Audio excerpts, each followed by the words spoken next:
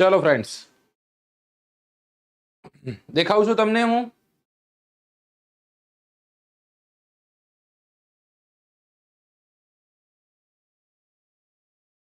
Visible, audible? Give me the confirmation. દેખાઉં છું, સંભળાવું છું તમને?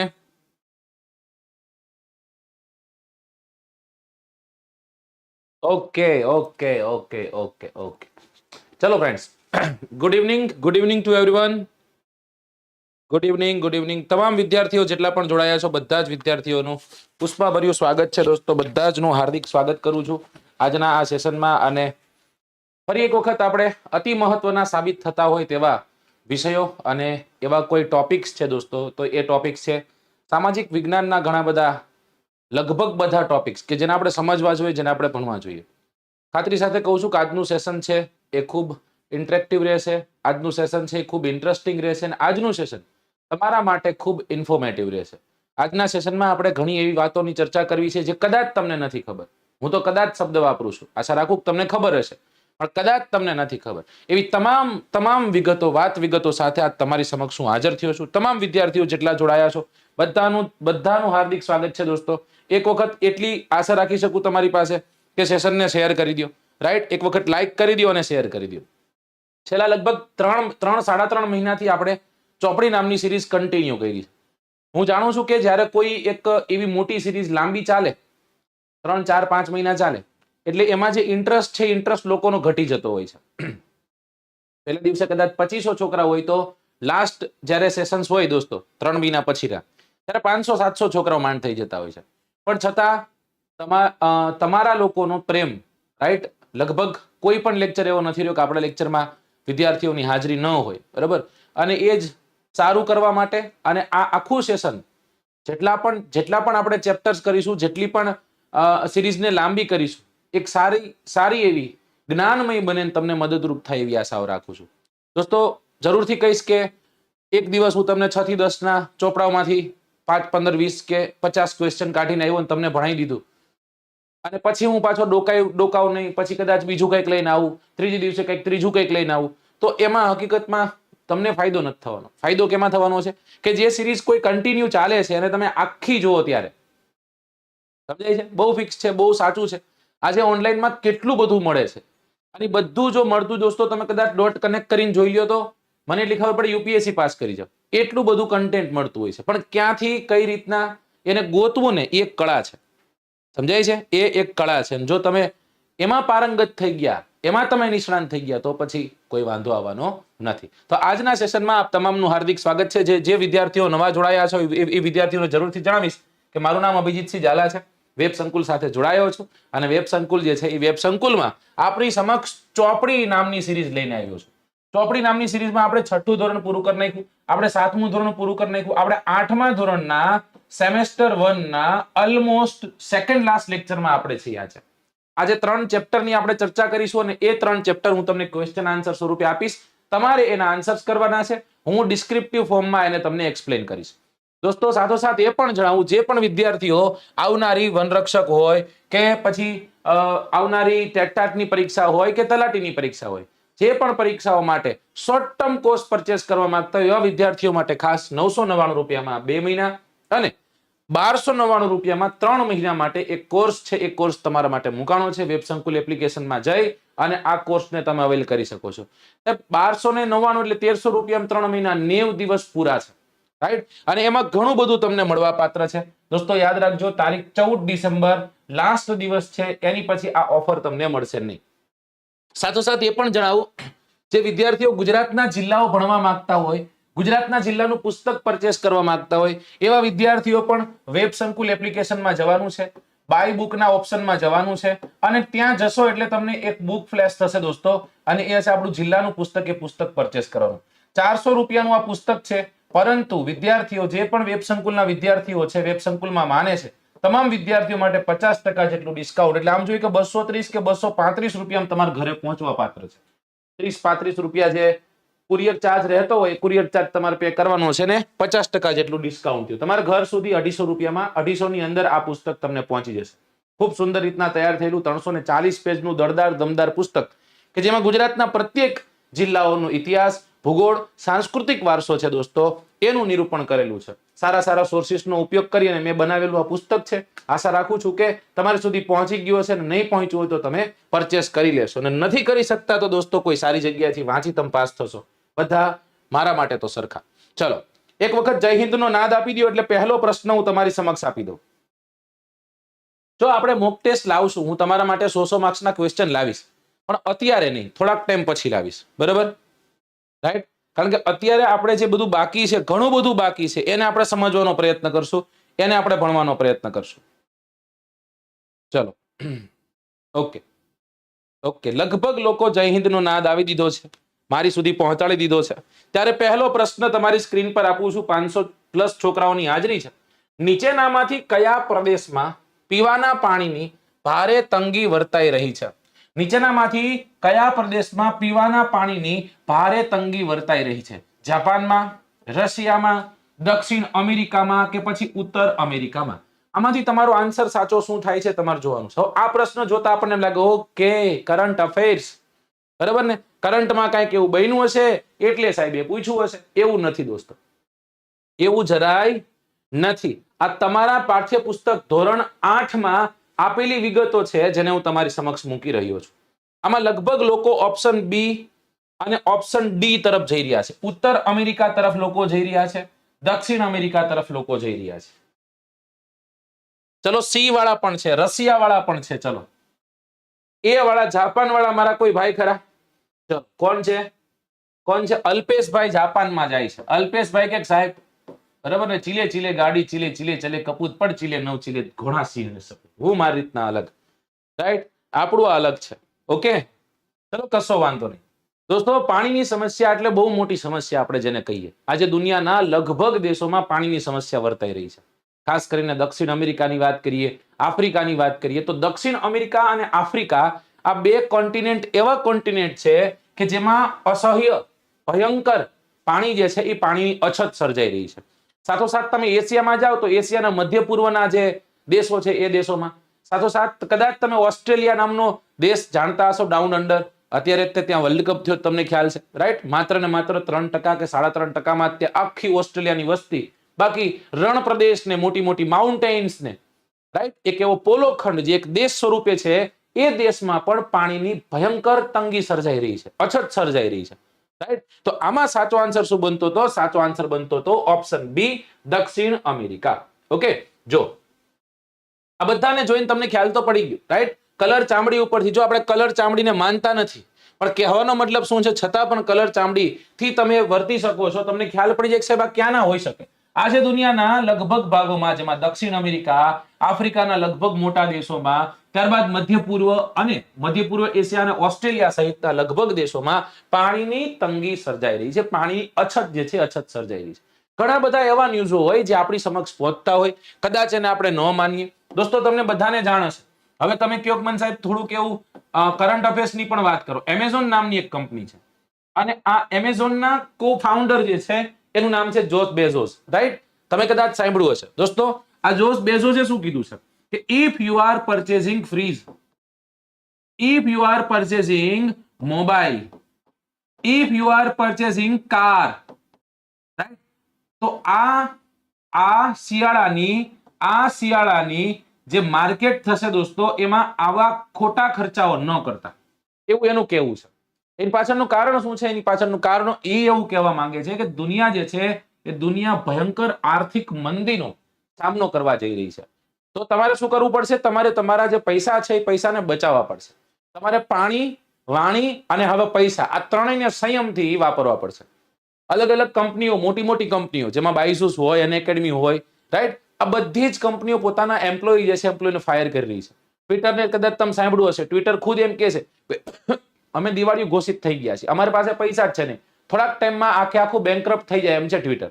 એટલા માટે ટ્વિટરે ઘણા લોકોને ત્યાંથી કાઢી નાખ્યા. સમજાય છે? એમેઝોન વાળાએ ફાયર કર્યા, ઝોમેટો વાળાએ ફાયર કર્યા, સ્વિગી વાળાએ ફાયર કર્યા. તો ઘણા મોટા આંકડામાં લોકો જે છે એ લોકો પોતાની જોબ ગુમાવી રહ્યા છે. દોસ્તો, આ ગુજરાતનું નથી, આ બેરોજગારી ગુજરાતની નથી, આ બેરોજગારી ભારતની નથી, આ બેરોજગારી વિશ્વની છે.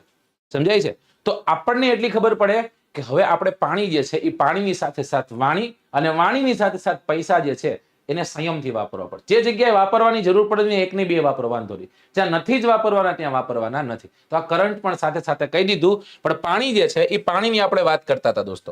તમારે મને જણાવવાનું છે કે આ વોટર, આ પાણી જે છે, આ પાણીના અલગ અલગ સોર્સિસ છે અને એ સોર્સિસમાં કેટલા ટકા જેટલું પાણી પૃથ્વી પર પીવા લાયક છે. તમારે મને ખાલી એટલું કહેવાનું છે, પીવા લાયક પાણી કેટલા ટકા જેટલું છે. આટલું જો તમને ખબર હોય એટલે આપણે આગળ વધીએ. ચલો,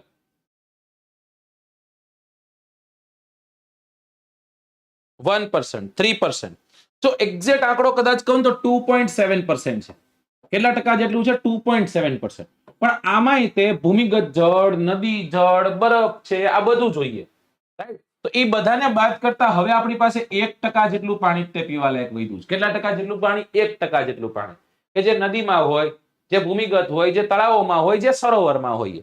સમજાય છે? તો આ જે વોટર ક્રાઇસિસ છે એ બધી જગ્યાએ થઈ રહી છે. આની પાછળના ઘણા બધા કારણો જવાબદાર છે. આની પાછળનું એક મહત્વનું કારણ જો કોઈ જવાબદાર હોય દોસ્તો તો ગ્લોબલ વોર્મિંગ છે. આની પાછળનું એક મહત્વનું કારણ જવાબદાર હોય તો દોસ્તો આપણી પોપ્યુલેશનમાં થઈ રહ્યો વધારો છે, રાઈટ? તમને બધાને ખ્યાલ છે કે આ વિશ્વની પોપ્યુલેશન છે એ 800 કરોડને પાર થઈ ગઈ. કેટલાને પાર થઈ ગઈ? 800 કરોડને પાર.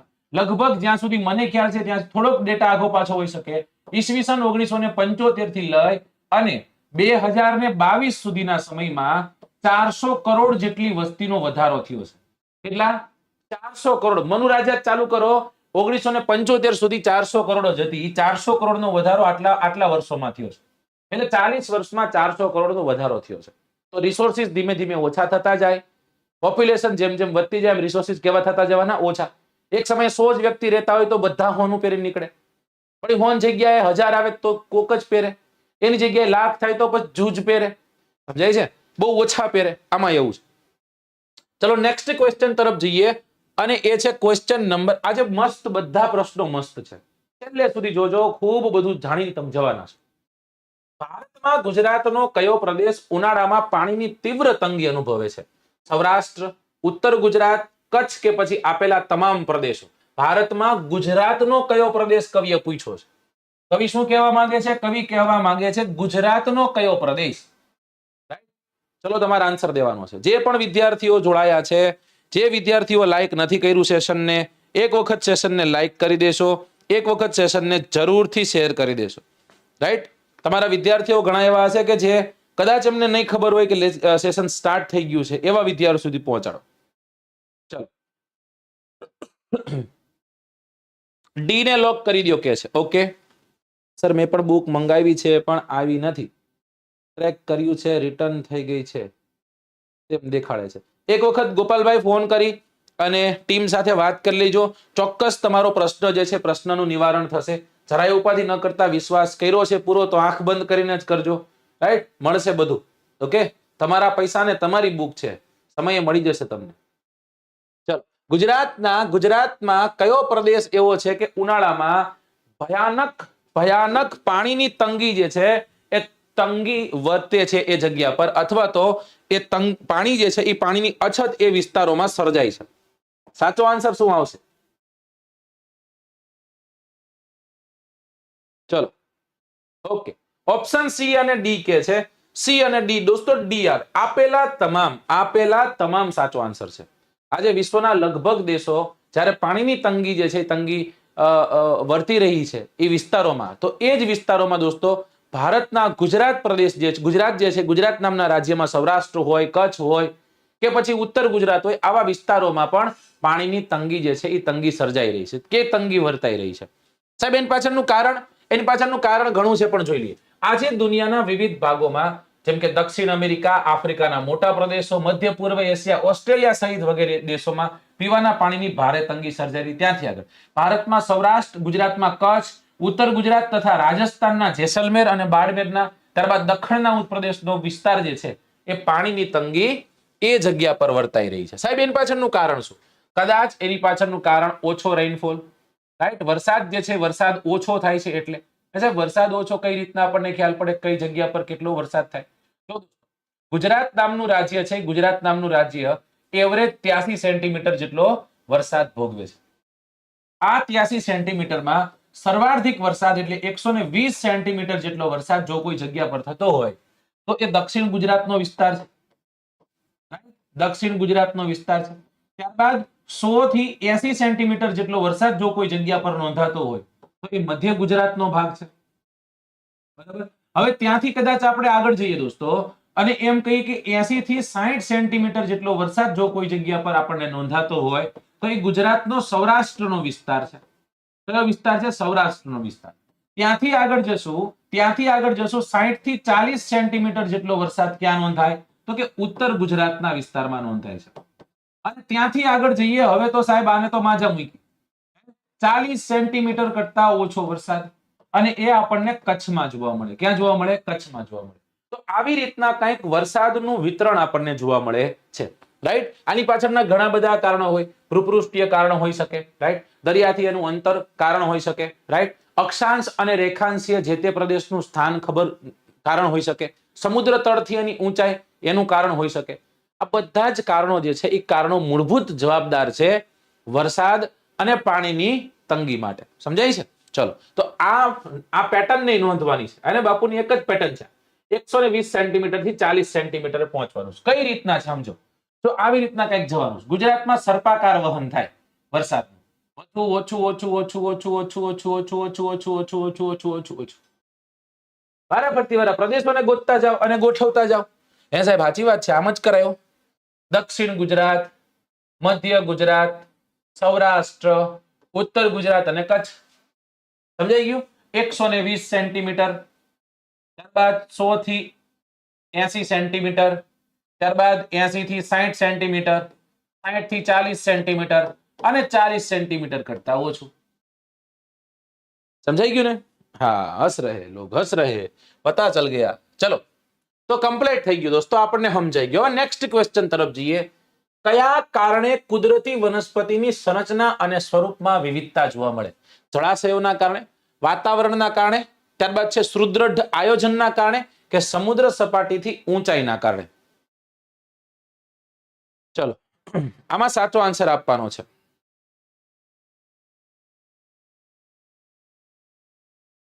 બાપુની એક જ પેટર્ન છે. ચોપડી પાકી કરાવી નાખવાની છે. કાંઈ ઘટવા દેવાનું થતું નથી. ચોપડી પાકી એક જ પેટર્નમાં હાલવાનું. આપણે સમજાઈ ગયું ને? એને પેટર્ન બદલવાની જ નથી થતી. બરાબર. ચલો ઓપ્શન બી તરફ મેજોરિટી ઓફ સ્ટુડન્ટ જાય છે. સાહેબ વાતાવરણ અને વાત વત્તા આવરણ. બરાબર ને? કયું આવરણ? વાત વત્તા આવરણ. મને આવું જાણી ઘણીવાર હસવું આવે કે પ્રભુ તારા જ બનાવેલા તને બનાવે છે. હું આમાં એમ કહું છું કે મને જાણી એક ઘણો ખુશી અનુભવું છું કે પ્રભુ તારા જ બનાવેલા આટલા બધા હોશિયાર છે કે એ તરત જ તે ઓપ્શન બી ટીક કરી જાય છે. અને દોસ્તો જે લોકો બી ટીક કરે, જેટલા પણ લોકો બી ટીક કરે ને મારા તરફથી સત વંદન છે. કારણ કે આ તમારો આન્સર એકદમ ખોટો છે. સાચો આન્સર ઓપ્શન ડી સમુદ્રની સપાટીથી સ્થળની ઊંચાઈ આવે. ભાઈ થોડીક તો બ્રેક મારવી પડે ને. સીધું ચોથા ગેરમાં હાલે નહીં. જેમ સમુદ્રની સપાટીથી ઊંચાઈ પર જાઓ એમ તમે વનસ્પતિની વિવિધતા તમને જોવા મળે. વાતાવરણ એક ફેક્ટર છે. રાઈટ. પણ કુદરતી વનસ્પતિ જે છે એ કુદરતી વનસ્પતિ જે તે ભૌગોલિક સંજોગોના કારણે જુદા જુદા સ્વરૂપો ધારણ કરે છે. રાઈટ. સ્વરૂપ જે છે એના સ્વરૂપ એની ઊંચાઈમાં અલગ અલગ જોવા મળે છે. સમજાય છે? એટલે સીધે સીધું બેહી જવાન થતું નથી. કુદરતી વનસ્પતિની વાત કરી રહ્યા છે સાહેબ. કુદરતી વનસ્પતિ એટલે શું? પોતાની જાતે જે પણ વનસ્પતિ ઉગી નીકળે, જેમાં વેલા હોય, છોડવા હોય કે પછી વૃક્ષ હોય, પોતાની જાતે ઉગી નીકળે ને આપણે કુદરતી વનસ્પતિ કહીએ. રાઈટ. તો એ કુદરતી વનસ્પતિનો ટોપિક છે. હવે આ વૃક્ષો સાથે સાથે અલગ અલગ ઝાડીઓ. બરાબર ને? આ વૃક્ષો હોય, ઝાડીઓ હોય, ઘાસ ફૂસ હોય, બધું હોય. એવો કોઈ આચ્છાદિત વિસ્તાર છે, એ ભૂભાગને કે એ વિસ્તારને આપણે સામાન્ય રીતના જંગલના નામે ઓળખીએ છીએ. રાઈટ. કુદરતી રીતના ઉગી નીકળતી વનસ્પતિને કુદરતી વનસ્પતિ કીધી. આ જ કુદરતી વનસ્પતિ, આ જ વૃક્ષોની સાથે સાથે ઝાડીઓ નો કોઈ આચ્છાદિત વિસ્તાર કોઈ એક ભૂભાગમાં જોવા મળે તો એને આપણે જંગલના નામે ઓળખીએ છીએ. રાઈટ. ઓકે. જેમાં આમ જોઈએ તો કુદરતી જંગલનું પ્રમાણ, કુદરતી વનસ્પતિનું પ્રમાણ વધુ જોવા મળે. સમુદ્રની સપાટીથી ધીમે ધીમે જેમ ઊંચાઈએ જાઓ તો સમુદ્રની સપાટી મુખ્ય છે. સમુદ્રની સપાટીની ઊંચાઈ અને આબોહવાની વિવિધતાના કારણે. આબોહવા તમે કર્યું છે એમાં કાંઈ ખોટું નથી, મેં એમ કીધું જ નથી કે તમે હાવ ખોટા પડી ગયા. મારો કહેવાનો મતલબ પહેલું ફેક્ટર આ છે, બીજું ફેક્ટર આ છે. સમજાઈ ગયું? તો એના કારણે આપણને વિવિધતા જોવા મળે છે, જે આપણને આમાંય બતાશે. કુદરતી વનસ્પતિ અને વન્યજીવની જો કદાચ વાત કરીએ તો પોતાની જાતે ઉગનારી વનસ્પતિ, જેમાં વેલા, છોડવા, વૃક્ષોનો સમાવેશ થાય, તેને કુદરતી વનસ્પતિ કહેવાય. તે વિવિધ ભૌગોલિક સંજોગોમાં જુદા જુદા આકાર, સ્વરૂપો અને ઊંચાઈઓમાં જોવા મળે છે. વૃક્ષો અને ઝાડીઓથી આચ્છાદિત વિશાળ ભૂમિભાગને સામાન્ય રીતના જંગલના નામે ઓળખવામાં આવે છે, જેમાં કુદરતી વનસ્પતિનું પ્રમાણ વિશેષ હોય છે. સમુદ્રની સપાટીની ઊંચાઈ, the major factor, and then આબોહવા. આબોહવાની વિવિધતાના કારણે કુદરતી વનસ્પતિ સંરચના, નિસંરચના અને સ્વરૂપમાં વૈવિધ્ય જોવા મળે છે. તેના જ આધાર બનાવી અને તજજ્ઞો જે છે, તમારા જેવા તજજ્ઞો, એ વનસ્પતિઓનું અલગ અલગ ભાગોમાં વર્ગીકરણ કરતા હોય છે. ઓકે, ચલો નેક્સ્ટ ક્વેશ્ચન તરફ જઈએ. Question number 4. પંચવર્ષીય યોજના, રાઈટ? 5 યર પ્લાન્સ બધાને ખ્યાલ હશે. તો એમાં પ્રથમ પંચવર્ષીય યોજના જે છે, એ યોજનાનો અમલ ક્યારે આવ્યો હતો? તમારે મને આનો જવાબ દેવાનો છે. ઓકે, ચલો ગો ફોર ઇટ. ઈસવીસન 1950 થી 1955, 1952 થી 1957, 1951 થી 1956, 1949 થી ઈસવીસન 1954. સાચો આન્સર અહીંયા શું હોઈ શકે તમારે કહેવાનું છે? ચલો,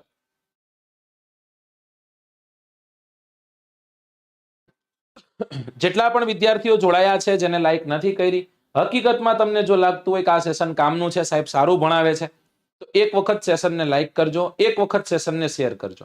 કારણ કે જે તમારી અવેલેબિલિટી છે, જેટલા લોકો અવેલેબલ છે એના કરતા ઓછી લાઈક છે દોસ્તો, તો એ તો એવું દર્શાવે કે હું ખરાબ ભણાવું છું.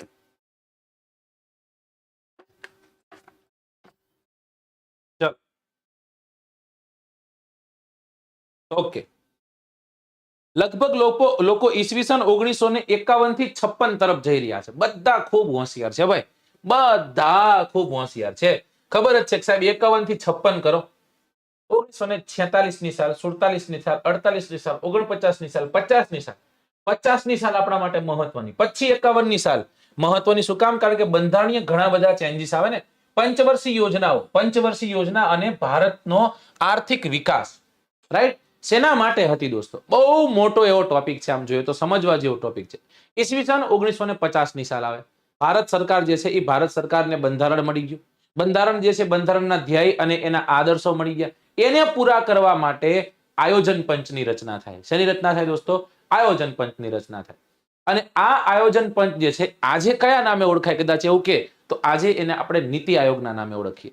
સાહેબ, આ નીતિ આયોગ છે, એમાં કોણ કોણ હોય તો કહેશો? અમારે મથુરભાઈ બાજુ, કાકા ઘરની બાજુ મથુરભાઈ રહે, એને નીતિ આયોગમાં જવું છે, તો Mathurbhai is allow for NITI Aayog? નહીં, Mathurbhai is not allow for NITI Aayog. શું કામ? જો એ કોઈ નિષ્ણાંત અર્થશાસ્ત્રી છે તો કઈ વાંધો નહીં, તો મથુરભાઈ ઇઝ અલાઉ. જો કોઈ એક વહીવટી નિષ્ણાંત છે મથુરભાઈ, તો હી ઇઝ અલાઉ, રાઈટ? કે પછી વિવિધ ક્ષેત્રોના નિષ્ણાંતો છે તો એ અલાઉ છે. ઓકે સાહેબ, મથુરભાઈ ઇકોનોમીમાં ખૂબ સારા છે અને આખા ભારતમાં સારામાં સારા છે. મથુરભાઈ લઈ લીધા સાહેબ. મથુરભાઈ અને ઘણા બધા ભેગા થયા. મથુરભાઈ થયા, ચતુરભાઈ થયા, રાઈટ? આ બધા ભેગા થયા. પણ સાહેબ, આનો અધ્યક્ષ કોણ હશે? તો આનો અધ્યક્ષ હોદ્દાની રૂએ આપણા વડાપ્રધાન શ્રી હોય છે. તો કદાચ એવો પ્રશ્ન પૂછે કે પ્રથમ આયોજન પંચ, પ્રથમ પંચવર્ષીય યોજના આયોજન પંચના અધ્યક્ષ કોણ હતા? આપણે વિચારવા લાગીએ કે સાલું આ તો એવું પ્રશ્ન પૂછ્યો, અઘરો હોય. પણ દોસ્તો કોમન છે, સિમ્પલ છે, ધજ લાગે એવો પ્રશ્ન છે. આ કોણ હશે દોસ્તો? જે તે સમયે જવાહરલાલ નહેરુ હશે. હાલ કોણ છે? આપણા વડાપ્રધાન શ્રી નરેન્દ્રભાઈ મોદી છે. એ આ નીતિ આયોગના અધ્યક્ષ છે, હોદ્દાની રૂએ, રાઈટ? ઓકે સાહેબ, આનું કારણ શું? શું કામ લાવ્યા? તો કે ભારત જે છે, એ ભારતનું એક આર્થિક આયોજન કરવું, ટૂંકા ગાળા માટેનું પણ અને લાંબા ગાળા માટેનું પણ. બંને ઉદ્દેશો સાધવા માટે આની રચના થઈ છે, રાઈટ? આપણો વૃદ્ધિ અને વિકાસ જે છે, એ ઝડપથી થાય. આર્થિક અસમાનતાઓ છે, કોકની પાસે બહુ રૂપિયા છે, કોકની પાસે ઓછા છે, એને ઘટાડો કરવા માટે, એને ઓછું કરવા માટે. રોજગારીની સ્વતંત્ર તકો મળે બધાને, રાઈટ? ભાવ સ્થિરતા થાય, એનું નિયમન થાય. સ્વાવલંબન જે છે, સ્વાવલંબનની યોજનાઓ, વ્યક્તિનો શૈક્ષણિક વિકાસ થાય. આ બધા જ મુદ્દાઓને ધ્યાનમાં રાખી આયોજન પંચની રચના થઈ. પ્રથમ આયોજન પંચ ઈસવીસન 1951 થી 56 દરમિયાન 5 વર્ષનું રહેતું હોય છે, રાઈટ? બરોબર, આર્થિક વિકાસ જે છે એને વધારવાનો મુખ્ય એનો હેતુ રહેતો હોય છે. ઓકે સરજી, આ તો તમે આડી અવળી વાતો કરી, અમને સમજાણી જ ખરા. ફરી એક વખત તમે કંઈક લીએ બતાવી દો. જો ક્યાં હતા આપણે? અહીં. પંચવર્ષીય યોજના જે છે, પંચવર્ષીય યોજના અને ભારતનો આર્થિક વિકાસ. ઈસવીસન 1950 ભારત સરકારે બંધારણના ધ્યેયો અને આદર્શોને પૂર્ણ કરવા તેવા આયોજન પંચનો પ્રારંભ કર્યો હતો. આજે આ આયોજન પંચ નીતિ આયોગ તરીકે ઓળખાય છે. આ આયોજન પંચમાં નિષ્ણાંત અર્થશાસ્ત્રીઓ મથુરભાઈ, બરાબર, વહીવટી નિષ્ણાંતો અને વિવિધ ક્ષેત્રના નિષ્ણાંતોનો સમાવેશ થાય છે. ત્યાંથી આગળ જઈએ. તેઓના અધ્યક્ષ હોદ્દાની રૂએ વડાપ્રધાન શ્રી હોય છે. ભારતનું આર્થિક આયોજન લાંબા ગાળા અને ટૂંકા ગાળા એમ બંને ઉદ્દેશ ધરાવે છે. ભારતના આર્થિક આયોજનના મુખ્ય ઉદ્દેશોમાં ઝડપી આર્થિક વૃદ્ધિ અને વિકાસ, આર્થિક અસમાનતામાં ઘટાડો, પૂર્ણ રોજગારી પ્રાપ્ત કરી, સ્વાવલંબન, ભાવ સ્થિરતા, શૈક્ષણિક વિકાસ અને વગેરે જેવા ઉદ્દેશો જે છે એને ધ્યાને લઈ પંચવર્ષીય આયોજન કરવામાં આવ્યું હતું. પ્રથમ પંચવર્ષીય યોજના 51 થી 56 દરમિયાન હાથ ધરવામાં આવી. આ પંચવર્ષીય યોજના આ સમયગાળા દરમિયાન આયોજનબદ્ધ આર્થિક વિકાસના પ્રયત્નો થયા. ઔદ્યોગિક વિકાસના હેતુથી ભારે અને પાયાના જે ઉદ્યોગો છે દોસ્તો એની સ્થાપના કરવામાં આવી. ઔદ્યોગિક ઉત્પાદનમાં આપણે મેહદ અંશે સ્વાવલંબન બની ગયા છીએ. હાલની જો કદાચ વાત કરી તો કૃષિ ક્ષેત્રે હળિયાળી ક્રાંતિ સર્જી અનાજની આયાત કરતા દેશો જે છે આજે અનાજની નિકાસ કરતું રાષ્ટ્ર બની ગયું. એનું બેસ્ટ એક્ઝામ્પલ ઘઉં છે. આપણે વિશ્વ પાસેથી ઘઉં મંગાવતા આજે આપણે વિશ્વને ઘઉં દઈએ છીએ. દૂધ ઉત્પાદનમાં શ્વેત ક્રાંતિ, તેલીબિયાનું ઉત્પાદન વધારવા માટે પીળી ક્રાંતિ વગેરે ક્રાંતિઓના માધ્યમથી ઉત્પાદન વધારવાની દિશામાં વિકાસકીય પગલાઓ ભરવામાં આવે છે. સ્વતંત્રતા બાદ ગરીબી ઘટાડવા અને આર્થિક અસમાનતા ઘટાડવા માટે ગરીબી નિવારણ કાર્યક્રમો જે છે એ અમલમાં મૂકેલા છે. પંચવર્ષીય યોજનાઓના પરિણામ સ્વરૂપે આજે રાષ્ટ્રીય આવક, માથાદીઠ આવકમાં વધારો થયો છે, પરંતુ ગરીબોની સંખ્યામાં ઘટાડો થઈ શક્યો નથી. આ માટે મુખ્ય કારણ શું છે? વસ્તી વધારો એક કારણ તરીકે જવાબદાર છે. આમ છતાં ગરીબી ઘટાડવા માટે, આર્થિક અસમાનતા ઘટાડવા માટે, રોજગારીની તકો વધારવા માટે, શિક્ષણનો પ્રચાર પ્રસાર કરવા માટે, આવશ્યક ચીજ વસ્તુઓ ગરીબોને મળી રહે તે માટે સરકાર સતત પ્રયત્નશીલ હોય છે. સીધું આમાં માથું ધોળા માંડી ના સાહેબ ન હોય તો એ ખોટું છે. સમજાય છે? એ ખોટું છે. ઘણી એવી બધી યોજનાઓ છે દોસ્તો. આજે આપણને ખ્યાલ છે કે 2.5-3 લાખ રૂપિયા સુધી તમારા શરીર સાથે કંઈ થાય છે દોસ્તો, તો આપણી પાસે અલગ અલગ કાર્ડો છે. એ કાર્ડના માધ્યમથી તમને જે તે હોસ્પિટલમાં તમને સારવાર મળતી હોય છે, રાઈટ? તમને રાશન મળતું હોય છે. આ બધું મળે, વર્ષોથી મળે, એવું નહીં 4-5 વર્ષમાં મળતું થઈ ગયું. વર્ષોથી આપણને મળતું આવ્યું છે અને મળે છે. સામાન્ય ટ્રેક્ટર જે છે, ખેડૂત જો ટ્રેક્ટર પરચેસ કરવા જાય તો ટ્રેક્ટરમાં પણ એને સબસિડી મળે છે. કોઈ પણ ખેતરના ઓજારો પરચેસ કરવા જાય છે તો એને એમાં સબસિડી મળતી હોય છે. પછી આપણે ફરી એક વખત ઓલું જે અલગ અલગ રીતના આપણે જે રિઝર્વેશન્સ છે, રિઝર્વેશન્સ પ્રમાણે પણ એમાં તકો વધુ મળતી હોય છે. એમાં આપણને શું કહેશું, લાભ જે છે એ લાભ વધુ મળતા રહેતા હોય છે. ઓકે, ચલો. આજે લોકોના આરોગ્યમાં સુધારો થયો છે. ભારતમાંથી શીતળાનો રોગ નાબૂદ થઈ શક્યો છે. સરેરાશ આયુષ્યમાં સુધારો થયો છે. બાળ મૃત્યુદરમાં ઘટાડો નોંધાયો છે. શિક્ષણનું પ્રમાણ વધ્યું છે.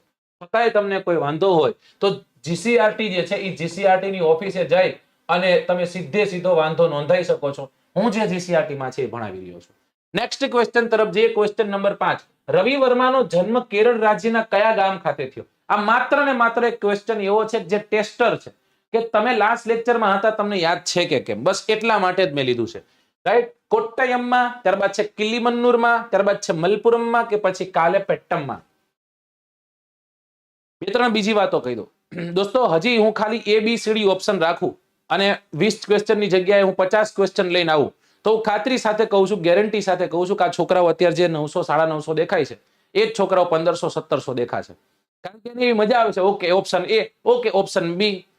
એને દલીલ નથી કરવી, એને ક્વેશ્ચનના આન્સર નથી જોતા, એને ડિસ્ક્રિપ્શન નથી જોતું, એને એ રસ જ નથી. સમજાઈ ગયું? એને રસ જ નથી કે સાહેબ આ ક્વેશ્ચનને એક્સપ્લેન કરશે. નારેના, આપણને ક્યાં ટાઈમ જ છે. એવા લોકો ખાસ ચેતજો. જો તમે આવું કરી રહ્યા છો તો તમે વન લાઇનરમાં જઈ રહ્યા છો. એમ કહું, વન લાઇનર સમજો ને તમે? વન લાઇનર, એક સમય વન લાઇનર વચાતા. 20,000 વન લાઇનર કરી નાખો એટલે પાસ. જ્યારે આજે અલગ રીતના આખા ક્વેશ્ચન્સ નીકળતા હોય છે, બરાબર? તો ચેતતો નર સદા સુખી, ચેતતી નારી સદા સુખી હતું. રવિ વર્માનો જન્મ ક્યાં થયો દોસ્તો? કિલીમન્નુરમાં થયો હતો. કોણ હતા રાજા રવિ વર્મા? રાજા રવિ વર્મા એટલે ઈસવીસન 1848 થી 1906 ની સાલમાં એવો થઈ ગયા. અને આ રાજા રવિ વર્મા જે છે ખૂબ સારા એવા ચિત્રકાર હતા. કેરળ રાજ્યનું કિલીમન્નુર નામનું ગામ છે, એમાં રાજવી કુટુંબમાં જન્મ થયો હતો, એટલા માટે એને રાજા તરીકે ઓળખવામાં આવતા. એ સમયના ક્ષેત્રના જે પશ્ચિમી દેશોના જે કલાકારો જે છે, એ કલાકારોની ચિત્રકળા ઉપર ખાસી અસર જોવા મળતી. રાજા રવિ વર્મા અલગ અલગ લોકો પાસે, જેમ કે રાધાસ્વામી નાયડુની વાત કરીએ તોય ભલે, ત્યારબાદ થિયોડોરની વાત કરીએ તોય ભલે, કે પછી રાજવી કુટુંબમાં આવતા અલગ અલગ ચિત્રકારોની વાત કરીએ તોય ભલે, આ બધાની પાસે બેસતા, એની પાસેથી શીખતા, અને કલાનું શિક્ષણ તો લીધું, પણ કલાના શિક્ષણ લઈને સીધી કોપી નથી કરી આજે જે લોકો કરે એવું નહીં. એની પાસે ખુદની એક શૈલી વિકસાવી, અને એ આગવી શૈલીમાં તેઓ ચિત્ર જે છે એ ચિત્ર ચિત્રિત કરતા હતા. રાઈટ? વાત્સવદર્શી ચિત્રમાં એમને સિદ્ધિ હાંસલ કરી હતી. રાઈટ? વ્યક્તિગત ચિત્રમાં એમને સિદ્ધિ હાંસલ કરી હતી. ઘણા બધા ચિત્રો જે છે એમાં ગંગા અવતરણ હોય તોય ભલે, વિરાટનો દરબાર હોય તોય ભલે, ઉર્વશી હોય તોય ભલે, શકુંતલા હોય તોય ભલે, રાઈટ, પોર્ટ્રેટ ઓફ લેડી હોય તોય ભલે દોસ્તો, આ બધાનું ખૂબ સારું એવું ચિત્રાંકન રાજા રવિ વર્માએ કર્યું હતું. આ લાસ્ટ લેક્ચરમાં આપણે ભણી ગયા હતા, એટલે એનું એક્સપ્લેનેશન અહીંયા રાખ્યું છે. એને વાંચતો નથી, તમે સમયથી વાંચી લેજો આ પીપીટી જ્યારે મુકાય ત્યારે. હા, જે વિદ્યાર્થીઓ એમ કહેતા હતા કે સાહેબ એવું નહીં, અમારે છે ને અમારે પરચેસ તો કરવું છે, પણ 2 મહિનાનું નહીં યાર, 3 મહિનાનું નહીં, અમારે લાંબી તૈયારી કરવી છે, એવા વિદ્યાર્થીઓ માટે વેબ સંકુલના તમામ કોર્સો, જેમ કે તલાટી કમ મંત્રી છે, ટેટ-ટાટ છે, જનરલ કોર્સ છે, ફોરેસ્ટ ગાર્ડ છે, મિશન જીપીએસસી છે, બધામાં 6 મહિના હોય, 12 મહિના હોય, બધામાં તમને 50% જેટલું ડિસ્કાઉન્ટ મળવા પાત્ર છે. જ્યારે તમે વિથ મટીરિયલ કોર્સ પરચેસ કરો 60% ડિસ્કાઉન્ટ. તમે મને પૂછો છો સાહેબ તમે કયું લેવા, હું એમ કહું વિથ મટીરિયલ લેવાય, એટલે તમને પુસ્તકો મળી જાય, તમને વિડીયો મળી જાય, અને તમને ટેસ્ટ સિરીઝ મળી જાય, બધું તમને મળી જાય, એટલે બીજે પછી કઈ ફાફા મારવાના જ ન રહે. બરાબર? હવે વિચારો, તલાટી કમ મંત્રીનો આખો કોર્સ 8000 રૂપિયા 12 મહિના સુધી તમને મળે, અને એ 8000 રૂપિયાના તમને પુસ્તક મળે. इसको लगाडाला लाइफ जिंगालाला જેવું છે. અને તમારે કદાચ કોડ વાપરવો હશે કોઈ પણ જગ્યાએ તો AZ50 કોડ છે આપણો. આ કોડ વાપરતા જે મેક્સિમમ ડિસ્કાઉન્ટ હશે ને, વિથ મટીરિયલમાં 60% લાગી જશે 50 લગાવવા છતાં, અને અહીંયા 50% જેટલું ડિસ્કાઉન્ટ તમને લાગી જશે AZ50 કોડ વાપરશો એટલે. ઇન્ડિયન હિસ્ટ્રી, ઇન્ડિયન જીઓગ્રાફીની બુક રિસેન્ટમાં લોન્ચ કરવાના છે વેબ સંકુલ. બહુ જલ્દી આપણી ઇન્ડિયન જીઓગ્રાફીની, ગુજરાતના જીઓગ્રાફીની, ઇન્ડિયન હિસ્ટ્રીની બધાની નોટ આવવાની છે. આશા રાખું છું કે ડોડિયા કુનાલભાઈ આની પછી કોઈ બીજો કોઈ પ્રશ્ન હશે તો તમે મૂકશો. રાઈટ? કારણ કે એક સાથે તમે 15 વખત એની કોપી પેસ્ટ કરી છે. ઓકે, ચલો. સર ટેટની ચોપડી લેવી હોય તો મળી જશે, બધું મળી જશે, ફોન કરી દેવાનો ભાઈ. ઓકે, ચલો નેક્સ્ટ ક્વેશ્ચન તરફ જઈએ, અને this will be the 6th question of today's session. ધાતુમય ખનિજો કયા પ્રકારના ખડકોમાંથી પ્રાપ્ત થાય છે? આગ્નેય અને રૂપાંતરિત, રૂપાંતરિત અને પ્રસ્તર, આગ્નેય કે પછી આગ્નેય અને જળકૃત?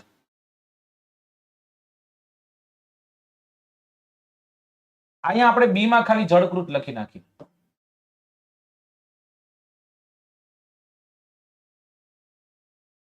ચલો ઓપ્શન બી નીકળી ગયો, ઓપ્શન બી કાઢી નાખ્યો. ચલો હવે તમારી પાસે 3 જ ઓપ્શન રહ્યા, કારણ કે ઓપ્શન સાચો નથી બનતો એટલે.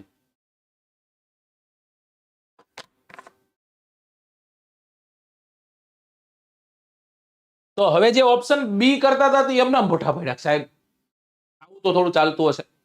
સંસાધનોની વાત છે, આપણે શેની વાત કરી રહ્યા દોસ્તો? સંસાધનોની વાત છે. મજા એની જ છે. આજે આપણે જે ભણવાના છીએ ને બધું લેન્ધી સબ્જેક્ટ છે, થોડાક અઘરા છે, થોડાક સીધા માથામાં વાગે એવા છે, પણ દોસ્તો હું એમ કહું છું કે સારું ભણશું, બધું ભણશું તો જ કામ લાગવાનું છે. તમને ગમે એવું ખાલી ગલગલિયા કરાવીશ તો એ કામનું નહીં. ચલો ઓકે, ઓપ્શન એ તરફ લોકો જાય છે. બરાબર, 25 ક્વેશ્ચન કરવાના છે આપણે, અને સારી એવી સ્પીડથી ચાલુ છે. આપણે અત્યારે 6થો ક્વેશ્ચન કરી નાખ્યો છે. ઓકે, આમાં સાચો આન્સર શું આવે દોસ્તો? આગ્નેય અને રૂપાંતરિત ખડકો આવે. શું આવે? આગ્નેય અને રૂપાંતરિત ખડકો સાચો આન્સર બને. એમાં જોઈ લઈએ. જો દોસ્તો શું ભણીએ છીએ અત્યારે આપણે ભણી રહ્યા છીએ કુદરતી સંસાધનો. કુદરતી સંસાધનો, ખાલી સંસાધનો કહીશ, ખાલી શું કહીશ દોસ્તો? સંસાધનો. ઓકે, હવે આ સંસાધનો છે ને, એ સંસાધનોના અલગ અલગ પ્રકાર છે. આજે તમે જોશો 100% કહું છું, કઈક નવીન તમે જોવાના છો. આજે સંસાધનો જે છે એને કઈ રીતના વેચી શકાય, એમાં પહેલો પાર્ટ આપણે એવી રીતના પાડી શકીએ કે કુદરતી સંસાધનો, એક હોય કુદરતી અને બીજા હોય કૃત્રિમ સંસાધનો. કુદરતી સંસાધનો એટલે શું? કુદરતમાંથી કુદરતી મળી આવતા સંસાધનોને કુદરતી સંસાધનો કહેવાય. ઓકે સાહેબ, એમ નહીં, એક્ઝામ્પલ આપો. એક્ઝામ્પલ શું હોઈ શકે? પાણી છે, જળ છે, જળ એટલે પાણી થઈ ગયું, હવા છે, જંગલો છે, આ બધા કેવા કહેવાય દોસ્તો? આને આપણે કહેવાય કુદરતી. કૃત્રિમ સંસાધનો એટલે ડેમ બાંધ્યો છે, બરાબર? આ ડેમ બાંધ્યો છે. પછી પવન ચક્કી ફિટ કરી છે. પવન ચક્કી માણસે બનાવીને ફિટ કરી, સમજો. પવન કુદરતી છે, પણ માણસે એ પવન ચક્કીને ફિટ કરેલી છે. સમજાય છે? ચલો ત્યાંથી આગળ જઈએ. આ એનો એક પ્રકાર થઈ ગયો, એક ટાઈપ થઈ ગયું. સમજાણું? હવે એ જ સંસાધનોને બીજી રીતના વહેંચીને ભણવાના થાય કદાચ. તો કઈ રીતના વહેંચીને ભણશો? કદાચ તમે નામ નહીં સાંભળ્યું હોય. તમે આવું નામ સાંભળ્યું? સર્વ સુલભ શૌચાલય. સર્વ માય મિસ્ટેક. સર્વ સુલભ સંસાધનો. અને ભૂલ થઈ ગયો ભાઈ, કારણ કે સુલભ શબ્દ આવે એટલે આપણી સમક્ષ એક જ છે, સુલભ શૌચાલય. શૌચાલયની વાત જ નથી. સર્વ સુલભ સંસાધનો. ત્યારબાદ છે સામાન્ય સુલભ સંસાધનો. સામાન્ય સુલભ સંસાધનો. શૌચાલય નહીં. વન્સ અગેન, ફરી એક વખત કહું છું ભાઈ, રાઈટ? ભૂલથી બોલાઈ ગયું છે, આને રેકોર્ડ કરીને કઈ ન મૂકતા, રાઈટ? પછી જે સાહેબ વિરલ સંસાધનો. વિરલ સંસાધનો. રે અઘરું છે. વિરલ સંસાધનો. અને હજી ચોથો પાઠ છે. આ સાહેબ ક્યાંથી લાવ્યા? આ બધું તમારી બુકમાં જ છે. એકલ સંસાધનો. કેવા સંસાધનો? એકલ સંસાધનો. સાચું કેજો, ખોટું જરાય ન બોલતા. કાલે સવારે હું એવો તમને પ્રશ્ન પૂછું અને તમને એમ કહું કે પ્લેટિનિયમ છે, એ પ્લેટિનિયમ છે, એ પ્લેટિનિયમ, સોરી ચાલો, યુરેનિયમ છે, એ યુરેનિયમ કયા પ્રકારનું સંસાધન છે? પછી ઓપ્શન દઉં: સર્વ સુલભ સંસાધન, સામાન્ય સુલભ સંસાધન, વિરલ સંશોધન, કે પછી એકલ સંસાધન. ચલો કયો મને? અઘરું પડે ભાઈ, અરે અઘરું પડે, એક અઘરું પડે. આની ડેફિનેશન સાચું કહેજો. આમાં કેટલા લોકો એવા છે કે સાહેબ આ તો પહેલી વાર સાંભળું, બરાબર? અમે ઘણી વાર ભણ્યા, પણ આવું અમે કોઈ દી નથી સમજ્યા. કેટલા લોકો પહેલી વખત સમજી રહ્યા છે? સર તલાટીના ક્લાસના તમારા લેક્ચર ક્યારે આવશે? કલા તલાટીમાં આવશે, બરાબર? નેક્સ્ટ વીક આવશે, આ વીક નથી. હવે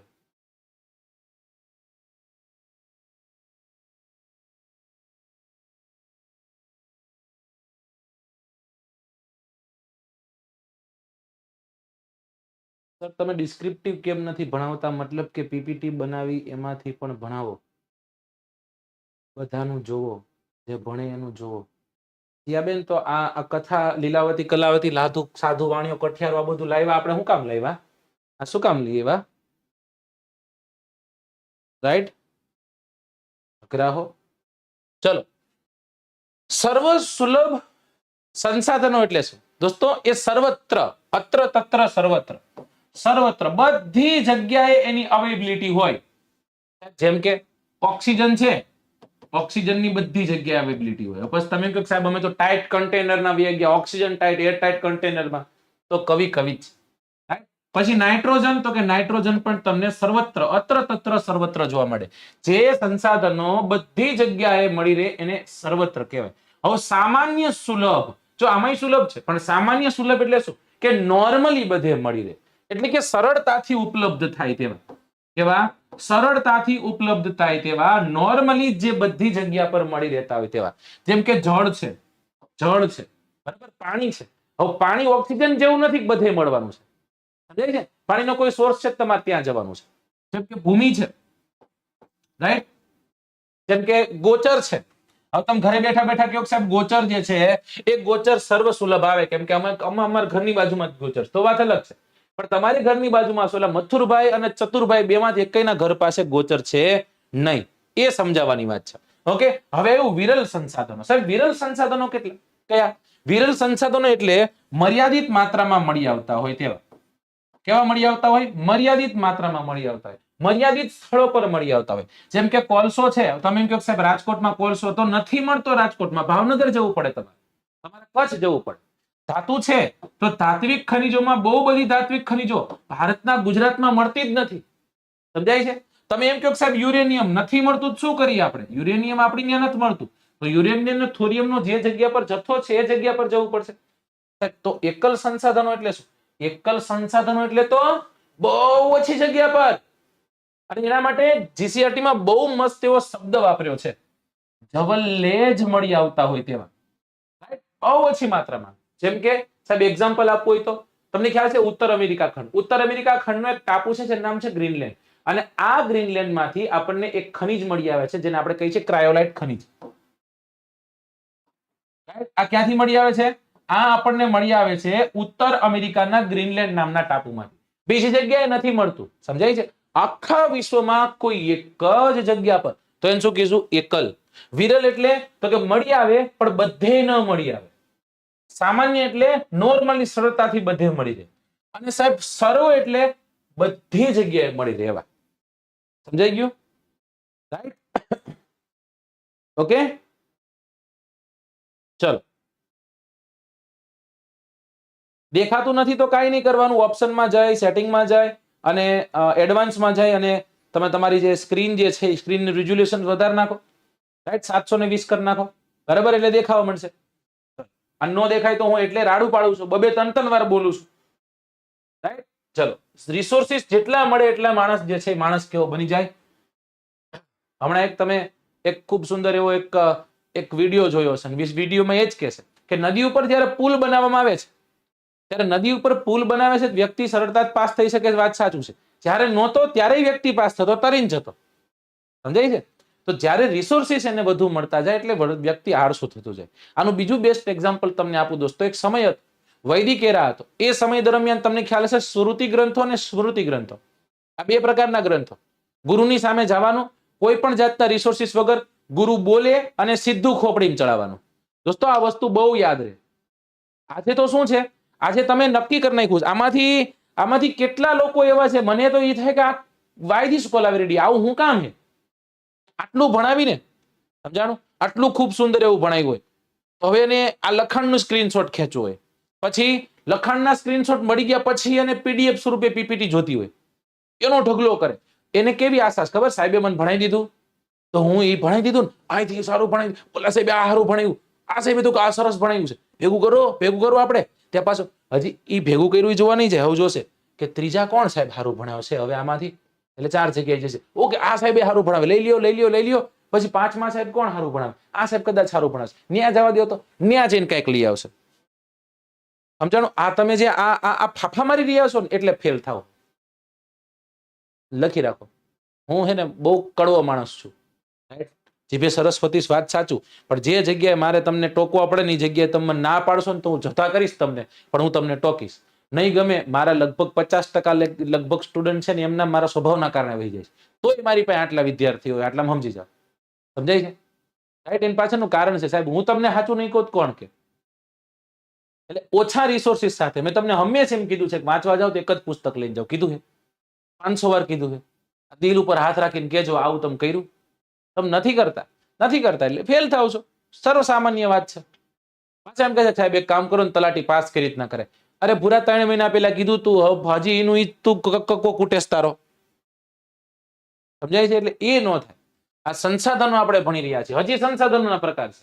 હા તો ઠીક છે, મારે જેટલું દેવું એટલું દઈ શકું. આ સંસાધનોને તમે નથી સાંભળ્યા? પુનઃ પ્રાપ્ય અને પુનઃ અપ્રાપ્ય. રાઈટ? એટલે એને આપણે કહીએ છીએ નવીનીકરણ અને બિન નવીનીકરણ.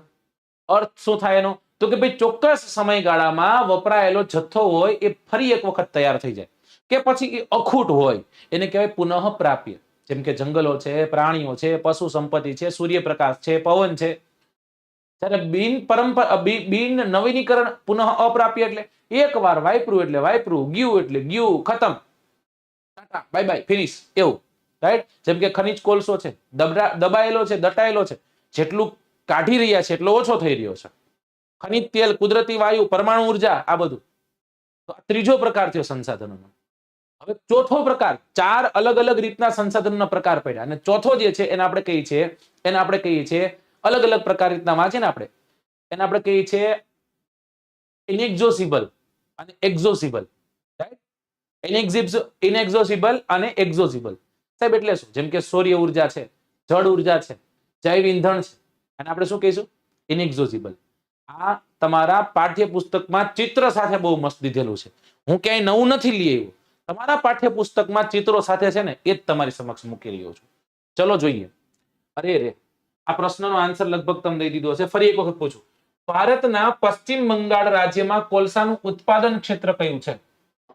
પશ્ચિમ બંગાળ પૂછ્યું. બહુ સારો એવો પશ્ચિમ બંગાળમાંથી કોલસો મળી આવે છે. કરો આન્સર આનો.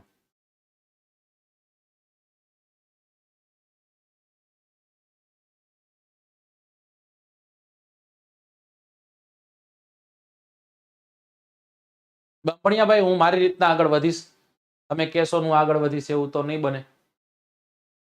ચલો,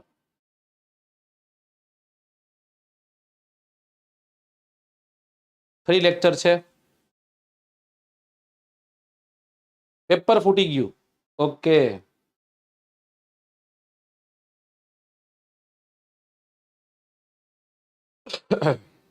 ચાલો. માટલી ચિરાણી.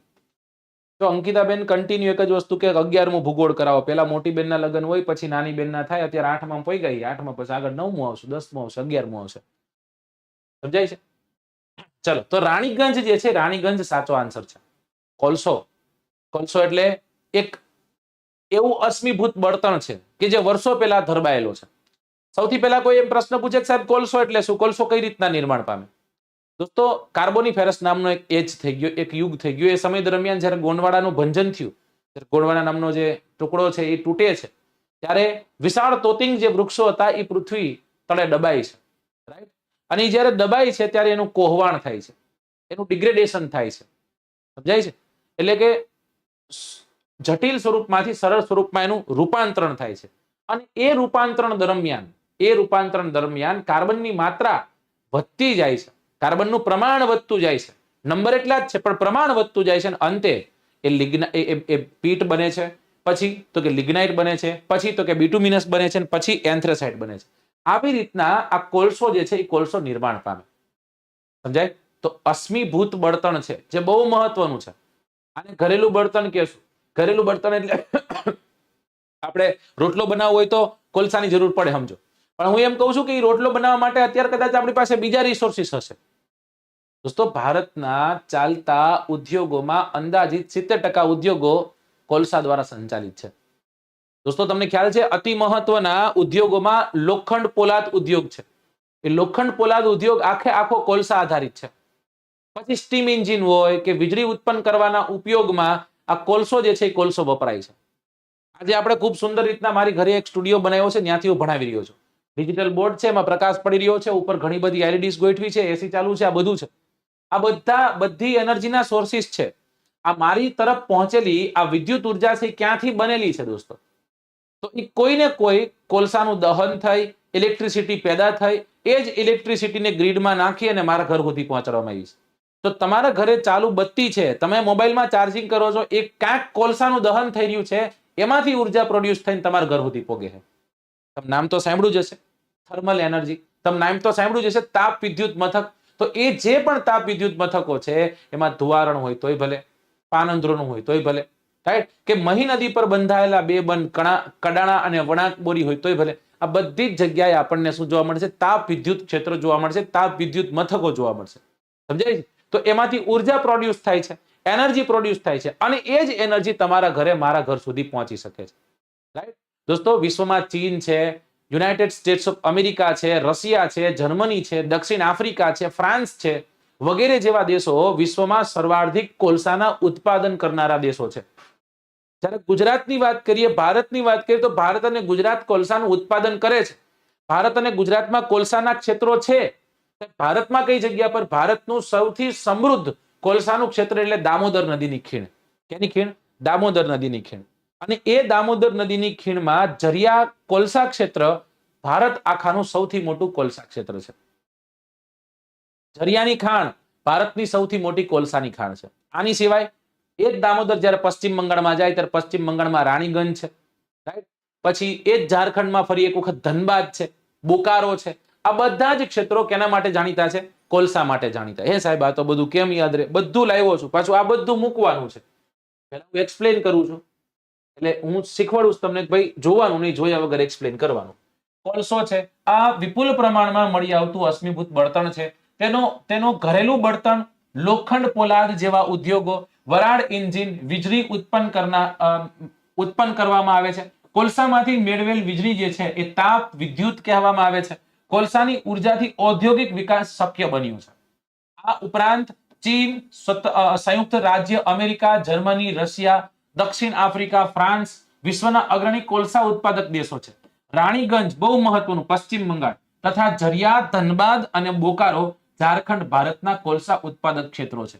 કઈ મેં નદી કીધી? મેં તમને કીધી દામોદર નામની નદી. આ દામોદર નામની વેલીમાં ભારતનો સર્વાધિક કોલસો દટાયેલો છે. આ વાતને પણ આપણે નોંધે લેવાનું છે. ગુજરાતમાં ભાવનગર જિલ્લો આવશે પરમાર. થોડીક વાર રાહ જોવો, બધું આવવાનું છે. ચલો, સુરતમાં લિગ્નાઇટ કોલસામાં ઉત્પાદક ક્ષેત્ર કયું છે? રાજપારડી, પાનંદ્રો, તગડી, પછી તડકેશ્વર.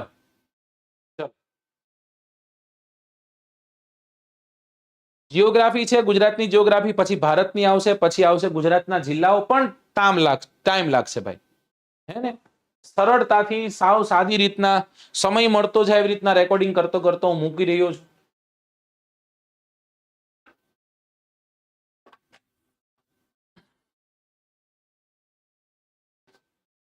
ચલો, તડકેશ્વર. મજા આવે. ઘણા લોકો છોકરાઓ છે ને એ ટાઈપિંગ કેમાં કરે ખબર છે? ટાઈપિંગ ગુજરાતીમાં કરે. એનું ગુજરાતી ટાઈપિંગ કઈ જબરદસ્ત હશે. હું તડકેશ્વરનો છું. સુરજ ગુપ્તાભાઈ તડકેશ્વરના છે. ઘણા લોકો અંગ્રેજીમાં ટાઈપ કરે. અંગ્રેજીમાં ટાઈપ કરો, મને કોઈ વાંધો છે નહીં, હો. પણ આ તો કહું છું ખાલી કે ગુજરાતી એટલે કે ને કે મરતા મરતા મળી ગઈ મન મોંઘેરી ગુજરાત, ગુજરાત મોરી મોરી રે. આની સાથે સાથે ગુજરાતીમાં ઘણી બધી વાતો છે દોસ્તો. એક મસ્ત એવી એક રચના તમને કહું, તમને કદાચ મજા આવશે, થોડાક ફ્રેશ થશો. શું કે છે કે મેં તારા નામનો ટહુકો મારી છાતીમાં રાખ્યો છે. કે મેં તારા નામનો ટહુકો મારી છાતીમાં રાખ્યો છે. ભૂસાવા ક્યાં દીધો કક્કો, હજી પાટીમાં રાખ્યો છે. કે મેં તારા નામનો ટહુકો મારી છાતીમાં રાખ્યો છે. ભૂસાવા ક્યાં દીધો કક્કો, હજુ પાટીમાં રાખ્યો છે. અહીં મલક કેટલાય ખૂંદ્યા, બધાની ધૂળ ચોટી, પણ અહીં મલક કેટલાય ખૂંદ્યા, બધાની ધૂળ ચોટી, પણ હજી મેં મારો ધબકારો ગુજરાતીમાં રાખ્યો છે. કે મેં તારા નામનો ટહુકો મારી છાતીમાં રાખ્યો છે. ભૂસાવા ક્યાં દીધો કક્કો, હજી પાટીમાં રાખ્યો છે. અહીં મલક કેટલાય ખૂંદ્યા, બધાની ધૂળ ચોટી, પણ હજી મેં મારો ધબકારો ગુજરાતીમાં રાખ્યો છે. તો કોના માટે છે? આ તમામ ગુજરાતીઓ માટે, ગુજરાતને માણનારા, ગુજરાતીને માણનારા તમામ વિદ્યાર્થીઓ માટે છે દોસ્તો. તો અહીંયા સાચો આન્સર શું બને છે? સાચો આન્સર બને છે તડકેશ્વર. સાચો આન્સર શું બને છે? તડકેશ્વર. તો જેવી રીતના વિવિધ ખાણોની આપણે વાત કરી, રાણીગંજ પશ્ચિમ બંગાળમાં, ઝરિયા, ધનબાદ, બોકારો સાહેબ ઝારખંડમાં છે. તો ભારતમાં ગુજરાતમાં કોલસો મળે? ભારતમાં ગુજરાતમાં કોલસો મળે સાહેબ. કોલસો ક્યાં મળે ભારતમાં? ગુજરાતમાં કઈ જગ્યા પર મળે? ગુજરાતના ભરૂચ ક્ષેત્રમાં, રાઈટ. ગુજરાત જે છે એ ગુજરાતમાં આપણને ભરૂચ નામનો જિલ્લો બધાને ખ્યાલ હશે. કચ્છ નામનો જિલ્લો બધાને ખ્યાલ હશે. ભાવનગર નામનો જિલ્લો બધાને ખ્યાલ હશે. હવે જો એની સાથે સાથે સુરત. હવે સુરતમાં તો તમને ખબર પડી ગઈ. સુરતમાં ક્યાં મળે છે? તડકેશ્વર ખાતેથી. સુરતમાં કઈ જગ્યા પર મળે છે? તડકેશ્વર ખાતેથી. કચ્છમાં બધાને ખ્યાલ છે કે પાનંદ્રો જે છે, પાનંદ્રો લિગ્નાઇટ કોલસાની ખાણ માટે તે જાણીતો છે. કેના માટે જાણીતો છે? લિગ્નાઇટ કોલસાની ખાણ માટે તે જાણીતો છે. આની સાથે સાથે દોસ્તો એવું કદાચ પૂછે કે ભાવનગરમાં કઈ જગ્યાએ, તો ભાવનગરમાં થોરડી છે, તગડી છે અને સામતપાર છે, રાઈટ. આવા વિસ્તારોમાં આપણને મળી આવે. ક્યાંથી મળી આવે? તગડી ખાસ યાદ રાખવાનું છે, સામતપાર ખાસ યાદ રાખવાનું છે, બરાબર. આ વિસ્તારોમાંથી આપણને ભાવનગરમાં કોલસો મળી આવે સાહેબ. તો ભરૂચમાં કોલસાનું ક્ષેત્ર કયું છે? ભરૂચમાં કોલસાનું ક્ષેત્ર છે રાજપારડી. કયું ક્ષેત્ર છે? રાજપારડી. ક્યાં આવેલું છે? ભરૂચમાં આવેલું છે. પાનંદ્રો ક્યાં છે દોસ્તો? કચ્છમાં છે. તગડી ક્યાં છે? ભાવનગરમાં છે. અને તડકેશ્વર ક્યાં છે દોસ્તો? સુરતમાં છે. આ તમામ ક્ષેત્રો કોલસાના ક્ષેત્રો છે જે ગુજરાતમાંથી મળી આવે. પણ સાહેબ સળગતો પ્રશ્ન હવે, ગુજરાતમાંથી કયા પ્રકારનો કોલસો મળી આવે? ત્યારે કહેજો ગુજરાતમાં લિગ્નાઇટ પ્રકારનો કોલસો મળી આવે. સાહેબ ભારતમાં સર્વાધિક કયા પ્રકારનો કોલસો મળી આવે? ભારતમાં સૌથી વધુ બિટુમિન પ્રકારનો કોલસો મળી આવે છે, રાઈટ. ચલ, હા, મજા આવે સાહેબ. થોડુંક સાહિત્ય વચ્ચે લાવું, તમને આનંદ આવે, રાઈટ. અને લાવતો જઈશ ક્યારેક ક્યારેક, બરાબર. ચલો રાણીગંજ પશ્ચિમ બંગાળમાં તથા ઝરિયા ધનબાદ બોકારો ઝારખંડમાં. ભારતના કોલસા ઉત્પાદક ક્ષેત્રો ગુજરાતમાં ખનિજ કોલસા ક્ષેત્રમાં કચ્છ, ભરૂચ, મહેસાણા, ભાવનગર, સુરત છે. અહીંથી લિગ્નાઇટ કોલસો મળી આવે. કચ્છનો પાંદરો, સુરતમાં તળકેશ્વર, ભરૂચમાં રાજપારડી, ભાવનગરમાં થોરડી, તગડી, સામતપર વગેરે વિસ્તારમાંથી આપણને લિગ્નાઇટ પ્રકારનો કોલસો મળી આવે છે. Question number 9 on your screen. નીચેનામાંથી કયો દેશ પેટ્રોલિયમનો મુખ્ય ઉત્પાદક દેશ છે? ઈરાન, રશિયા, ભારત કે પછી અલ્જેરિયા?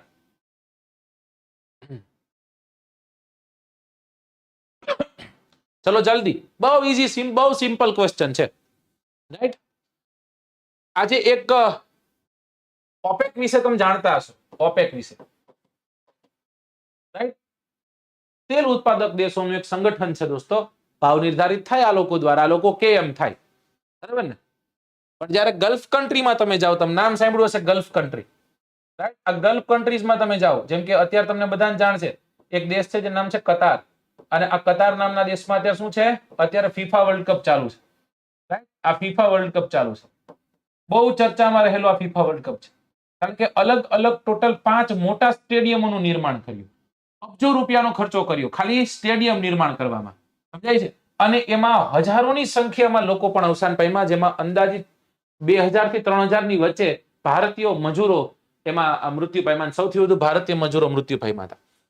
તો આ બધા દેશો છે, આ બધા દેશો જે છે એ દેશો પાસે એવું તો શું છે કે જે અમીર દેખાય છે? તમને નો ખ્યાલ હોય કઈ દો. તમને એમ લાગે ને સાહેબ દુબઈ, તો મજા આવી જાય સાહેબ. દુબઈ એટલે વિશ્વનું સૌથી ધનિક શહેર હશે, પણ આ દુબઈ જે છે એ દુબઈની ઉપર જેટલું દેણું છે એટલું લગભગ કોઈની ઉપર નહીં હોય, રાઈટ? દુબઈની ઉપર જેટલું દેણું છે એટલું લગભગ દેણું કોઈની ઉપર હશે નહીં. આ વાતને પણ આપણે નોંધવાનું છે. શું કામ મારે તમને કેવું છે દોસ્તો? શું કામ તમને સમજાવવું છે? ઈરાન સાચો આન્સર છે. મારે તમને એ સમજાવવું છે કે તમે કદાચ સાંભળ્યું હશે કે સાહેબ મારો ભાઈ છે ને યુએઈ છે. ક્યાં છે? યુએ. આ યુએ નું ફૂલ ફોર્મ શું છે? યુનાઇટેડ અરબ એમિરાત. યુનાઇટેડ અરબ એમિરાત. આ યુએ છે શું? યુએ એક સાથે અલગ અલગ 7 દેશોનું સંગઠન છે. કેટલા દેશોનું સંગઠન છે? 7 દેશોનું સંગઠન. ડિસેમ્બર ઈસવીસન 1971 ની સાલમાં, ડિસેમ્બર ઈસવીસન 1971 ની સાલમાં આ દેશો જે છે એ દેશો એકબીજા સાથે જોડાણા કે હકીકતમાં આપણે બધાએ સાથે મળીને કામ કરવાનું છે, રાઈટ? એવી રીતના એક સંગઠન બને છે કે જેમાં અબુધાબી છે, જેમાં દુબઈ છે, જેમાં શારજા છે, જેમાં અઝમાન છે, જેમાં અલ કુવૈન છે, રાઈટ? જેમાં ફોઝેરાહ છે, જેમાં રસ અલ ખેમાહ છે, સૌથી છેલ્લું જોડાયેલું રસ અલ ખેમા, રાઈટ? એવું કહેવાય ઈસવીસન 1972 ની સાલમાં રસ અલ ખેમા જોડાણ. સાહેબ આની રાજધાની કઈ છે? આની રાજધાની છે અબુધાબી. અબુધાબી જે છે એ અબુધાબી આની રાજધાની છે. હવે આ ડિટેલ પાસ તમે તમારે ચોપડીમાં ગોતશો જ મળશે નહીં, પણ આ હકીકતમાં કામનું છે. આ શું છે દોસ્તો? હકીકતમાં મહત્વનું કામનું છે. જેમ કે યુએસએ છે તો આપણને નથી ખબર યુનાઇટેડ સ્ટેટ્સ ઓફ અમેરિકા એટલે શું. યુકે છે યુનાઇટેડ કિંગડમ, એટલે આપણે સાહેબ યુકે એટલે ઇંગ્લેન્ડ. યુકે એટલે ઇંગ્લેન્ડ નથી થતું ખાલી. બ્રિટેન એટલે ઇંગ્લેન્ડ. બ્રિટેન એટલે ઇંગ્લેન્ડ નથી થતું. અલગ અલગ દેશોનો સમૂહ થાય છે. તો આજે તમારી સમક્ષ યુનાઇટેડ અરબ એમિરાત છે, એને મેં તમારી સામે મૂકી છે. ચલો જોઈએ. ખનિજ તેલ જે અતિ મહત્વનું છે. પૃથ્વીના પેટાળમાંથી ખનિજ તેલ જે પ્રસ્તર ખડકમાંથી મળી આવે. દોસ્તો ખાસ ધ્યાન દેજો, જ્યાં હું અંડરલાઈન કરું છું એને તમારું ખાસ જોવાનું છે. ખનિજ તેલ મુખ્યત્વે ક્યાંથી મળી આવે? પ્રસ્તર ખડકો છે એના સ્તરો જે છે એની વચ્ચેથી આપણને મળી આવે. કેવી રીતના મળે? અર્ધ પ્રવાહી સ્વરૂપે પ્રાપ્ત થાય છે, સેમી સોલિડ છે, રાઈટ? પછી શું કરવું પડે? તો કે સાહેબ પેટ્રોલિયમ નિશ્ચંદન ટેન્કમાં નાખ્યું. યાદ છે આપણે ભણતા પેગે નેકેડ એવું બળા. શું ભણતા? પેગે નેકેડ એવું બળા. છેલ્લે આપણને ડામર મળતો, બરાબર ને? પેટ્રોલિયમ ને નેપ્થા ને ગેસોલિન ને બધું મળતું. એમાં ઘણા પદાર્થો વળેલા હોય છે. ત્યાર પછી તેને શુદ્ધ કરવામાં આવે, રાઈટ? એ રિફાઇનરી જે છે રિફાઇનરીને મોકલવામાં આવે અને કાચા ખનિજ તેલમાંથી પ્રક્રિયા કરી અને ડીઝલ, પેટ્રોલ, કેરોસીન, મીણ, પ્લાસ્ટિક અને ઊંજણ તેલ વગેરે પ્રાપ્ત થાય છે, અથવા તો વગેરે ઉત્પાદન થાય છે, બનાવવામાં આવે છે. ખનિજ તેલ ખૂબ જ મૂલ્યવાન છે, બહુ મહત્વનું છે, એટલે જ એને શું કહેવાય છે? કાળું સોનું, બ્લેક ગોલ્ડ તરીકે આપણે ઓળખીએ છીએ. સફેદ સોનું એટલે કપાસ, સોનાનો રેસો એટલે શણ, રાઈટ? સોનાનું પાંદડું એટલે તમાકુ, બ્લેક ગોલ્ડ એટલે ખનિજ તેલ, રાઈટ? ચલો ત્યાંથી આગળ જાય. તેમાંથી ઉપયોગી પદાર્થો મેળવવામાં આવે છે અને તેનો કોઈ પણ ભાગ બિનઉપયોગી હોતો નથી. તેને બહોળો વ્યાપારિક મહત્વના લીધે તેને કાળા સોનાના નામે ઓળખવામાં આવે. ઈરાન, ઈરાક, સાઉદી અરબ અને કતાર એ પેટ્રોલિયમના મુખ્ય ઉત્પાદક દેશો છે અને અન્ય ઉત્પાદક દેશોમાં સંયુક્ત રાષ્ટ્ર અમેરિકા, રશિયા, વેનેઝુએલા અને અલ્જેરિયાનો સમાવેશ થાય છે. ચલો નેક્સ્ટ ક્વેશ્ચન તરફ જઈએ. Question number 10. ગુજરાતમાં ખનિજ તેલનો ખનિજ તેલ સૌપ્રથમ ક્યાંથી પ્રાપ્ત થયું? અંકલેશ્વર, કડી, લુણેજ કે પછી નવાગામથી?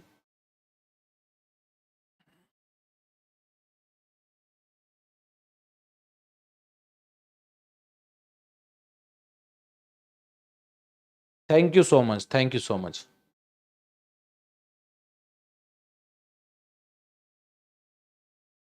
ચલો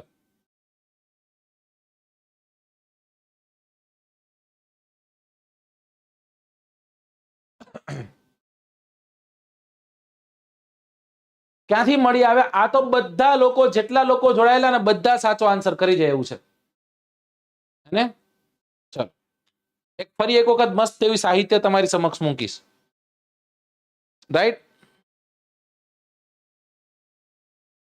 Iraq, Iran, Saudi Arabia, Qatar પેટ્રોલિયમના મુખ્ય ઉત્પાદક દેશો છે.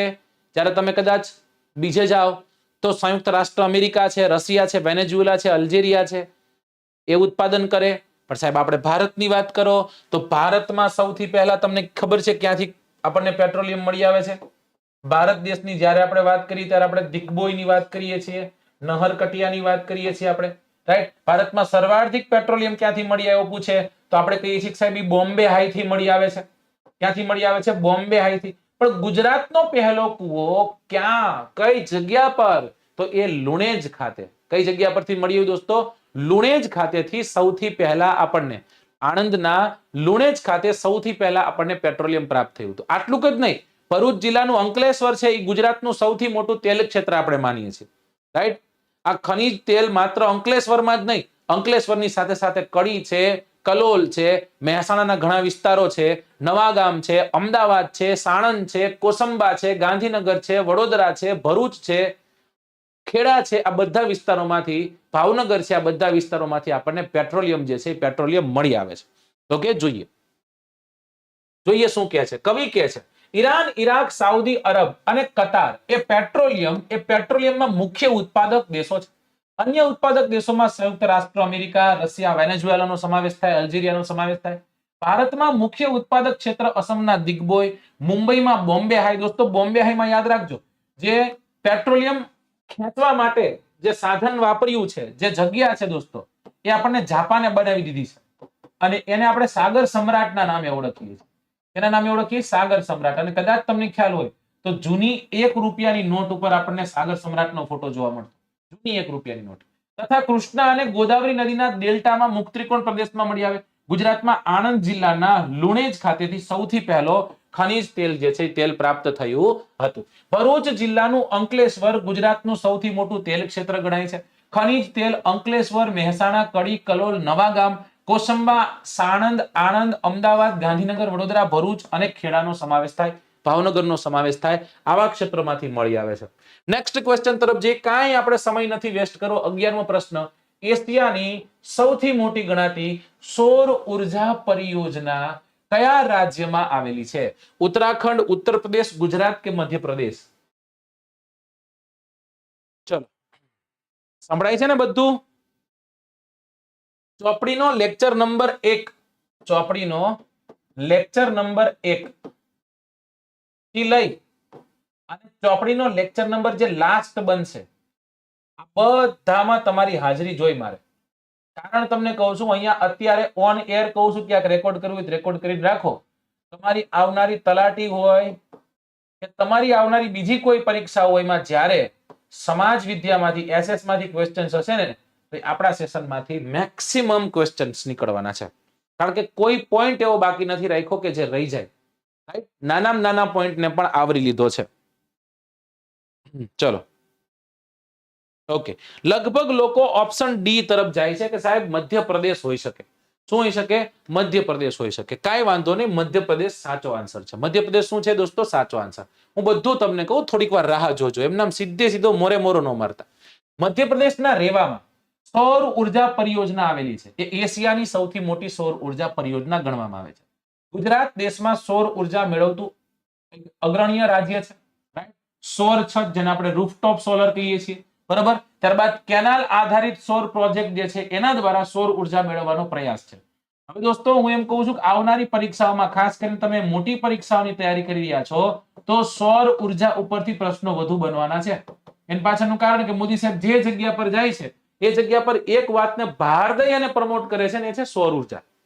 રાઈટ? તો સૌર ઉર્જાના ક્વેશ્ચન્સ મેક્સિમમ બનવાના છે. આખું વિશ્વ આના તરફ આવવાનું છે. અમેરિકાએ તો ચોખ્ખું કહી દીધું કે 2030 સુધીમાં અમેરિકાના જેટલા પણ વાહનો છે, બધા જ વાહનોમાં 50% કરતા વધારે વાહનો જે છે એ સૌર ઉર્જાથી ચાલતા વાહનો હશે. મતલબ કે કોઈ ડીઝલ વગર ચાલતા હશે, પેટ્રોલ વગર ચાલતા હશે. સમજાય છે? બરાબર. તો હવે એ કઈ રીતના કરશે, શું કરશે, શું નહીં, એને વિચારવાનું છે. એના કયા પ્લાનો છે એને વિચારવાનું છે. ભારતે એવું કીધું છે, નીતિન ગડકરી સાહેબે કીધું છે કે 2025 ની સાલમાં ભારત જે છે એ ભારતમાં ઇલેક્ટ્રિક વેહિકલોની સંખ્યા બહુ વધવાની છે. એટલે ડીઝલિયા પર ધીમે ધીમે કરી અને પ્રતિબંધ લાવવાનું છે. રાઈટ? હા, નેન્સીબેન કહેવાના જ છે, ફિક્સ જ છે. અને 590 મેગાવોટની ક્ષમતાનો સોલર પાર્ક ગુજરાતમાં પાટણ જિલ્લાના ચારણકા જે છે એ ચારણકા ગામ ખાતે બિન વપરાશની જમીન જે છે એમાં બનાવવામાં આવેલો છે. દોસ્તો બીજી 2-4 વાતો કરી લઈએ અહીંયા, પછી આપણે આગળ જઈએ. જેમ કે સૌર ઉર્જા બધાને ખ્યાલ છે કે સાહેબ આ સૂર્ય દ્વારા મળતી ઉર્જા છે. આમાં કાંઈ નહીં કર્યું હોય, આવી રીતના એક સિલિકોનની ચીપથી બનેલું એક ટોપ હશે, સોલર ટોપ હશે. અને એ સોલર ટોપ ઉપર શું દોસ્તો? અલગ અલગ સેલ હશે અને એની ઉપર સૂર્યપ્રકાશ આપાત થાય છે. જ્યારે સૂર્યપ્રકાશ આપાત થાય છે દોસ્તો જે સેલ પર, બરાબર, ત્યારે એ વાઇબ્રેશન ક્રિએટ કરે છે. એના કારણે આ ઉર્જા જે છે, મતલબ કે જે સૂર્યની ઉર્જાઓ જે છે એ સૂર્યની ઉર્જાઓને સંગ્રહિત કરવામાં આવે છે. એ ગ્રીડ થી પહોંચશે અને પછી એને જે તે જગ્યા પર લઈ જવામાં આવશે. સમજાઈ ગયો? બહુ ઈઝી છે. અમારે ઘરે લગાડવાની વાત છે. 3 કિલોવોટ, 3 કિલોવોટ નો, 5 કિલોવોટ નો એવું કંઈક હોય છે ને, સારી એવી સબસિડી આપે છે. પણ આ સૌર ઉર્જામાં જ્યારે વાત કરવામાં આવે દોસ્તો, ત્યારે દોસ્તો 2021 ની સાલમાં મોદી સાહેબ જ્યારે 2020 ની સાલમાં જ્યારે મોદી સાહેબ કચ્છ જિલ્લાની મુલાકાતે આવ્યા હતા, ત્યારે કચ્છ જિલ્લામાં ખાવડા ખાતે બહુ મોટો એવો સોલર પ્લાન્ટ સ્થાપ્યો હતો, જે આખા એશિયાનો સૌથી મોટો માનવામાં આવતો હતો. પછી દોસ્તો આવી સાલ 2021 ની સાલ. કઈ સાલ આવી? 2021 ની સાલ. હવે એ 2021 ની સાલમાં દોસ્તો મોદી સાહેબ રાજસ્થાન ખાતે ગયા અને આ રાજસ્થાનનું ભાડલા નામની જગ્યા છે. રાઈટ? અને આ રાજસ્થાન, જો આપણું સુરેન્દ્રનગરમાં ભાડલા છે, પણ આ રાજસ્થાનના ભાડલાની વાત છે. અને એ રાજસ્થાનના ભાડલા ખાતે 2245 એટલે કે 2245 મેગાવોલ્ટ ઉર્જા ક્રિએટ બની શકે દોસ્તો, મેળવી શકે કે પછી એને આપણે ઉત્પન્ન કરી શકીએ એવડો મોટો પ્લાન્ટ છે એ ભાડલા ખાતે સ્થાપવામાં આવ્યો. હવે પાછો પ્રશ્ન થાય, સાહેબ તમે એવું કીધું સોલર ટોપ ની સાથે તમે એવું કંઈક કીધું હતું કેનાલ ટોપ, એટલે કોઈ નદી આવેલી જાય છે, કોઈ કેનાલ બનાવી છે, એની ઉપર આપણે સોલર ટોપ ફિટ કરી દીધું, બરાબર ને? હા સાહેબ, સમજી ગયો. મતલબ કે એવું થઈ શકે ને કે જે તે જળાશયો છે એમાં. હા, હવે એ જળાશયોના ક્વેશ્ચન પણ પૂછાય.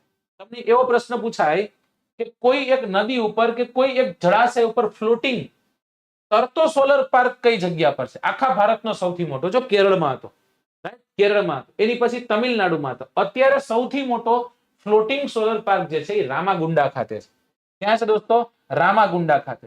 અને આ રામાગુંડા ઇઝ લોકેટેડ ઇન તેલંગાણા રાજ્યમાં લોકેટેડ છે. અને અંદાજિત 100 મેગાવોલ્ટ જેટલી એનર્જી જે છે એનર્જી અહીંયાથી પ્રોડ્યુસ થશે.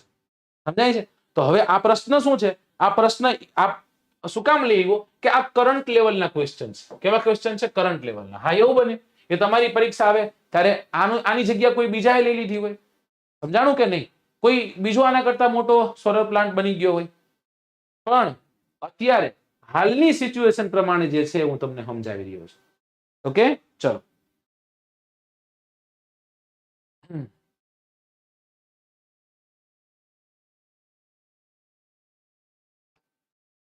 હાલ આગળ જઈએ. નીચેના પૈકી કયો દેશ પવન ઉર્જા ઉત્પન્ન કરનારો સૌથી મોટો દેશ છે? વિન્ડ એનર્જી જે છે એ પ્રોડ્યુસ કરનારો જર્મની, ચીન, રશિયા કે ફ્રાન્સ?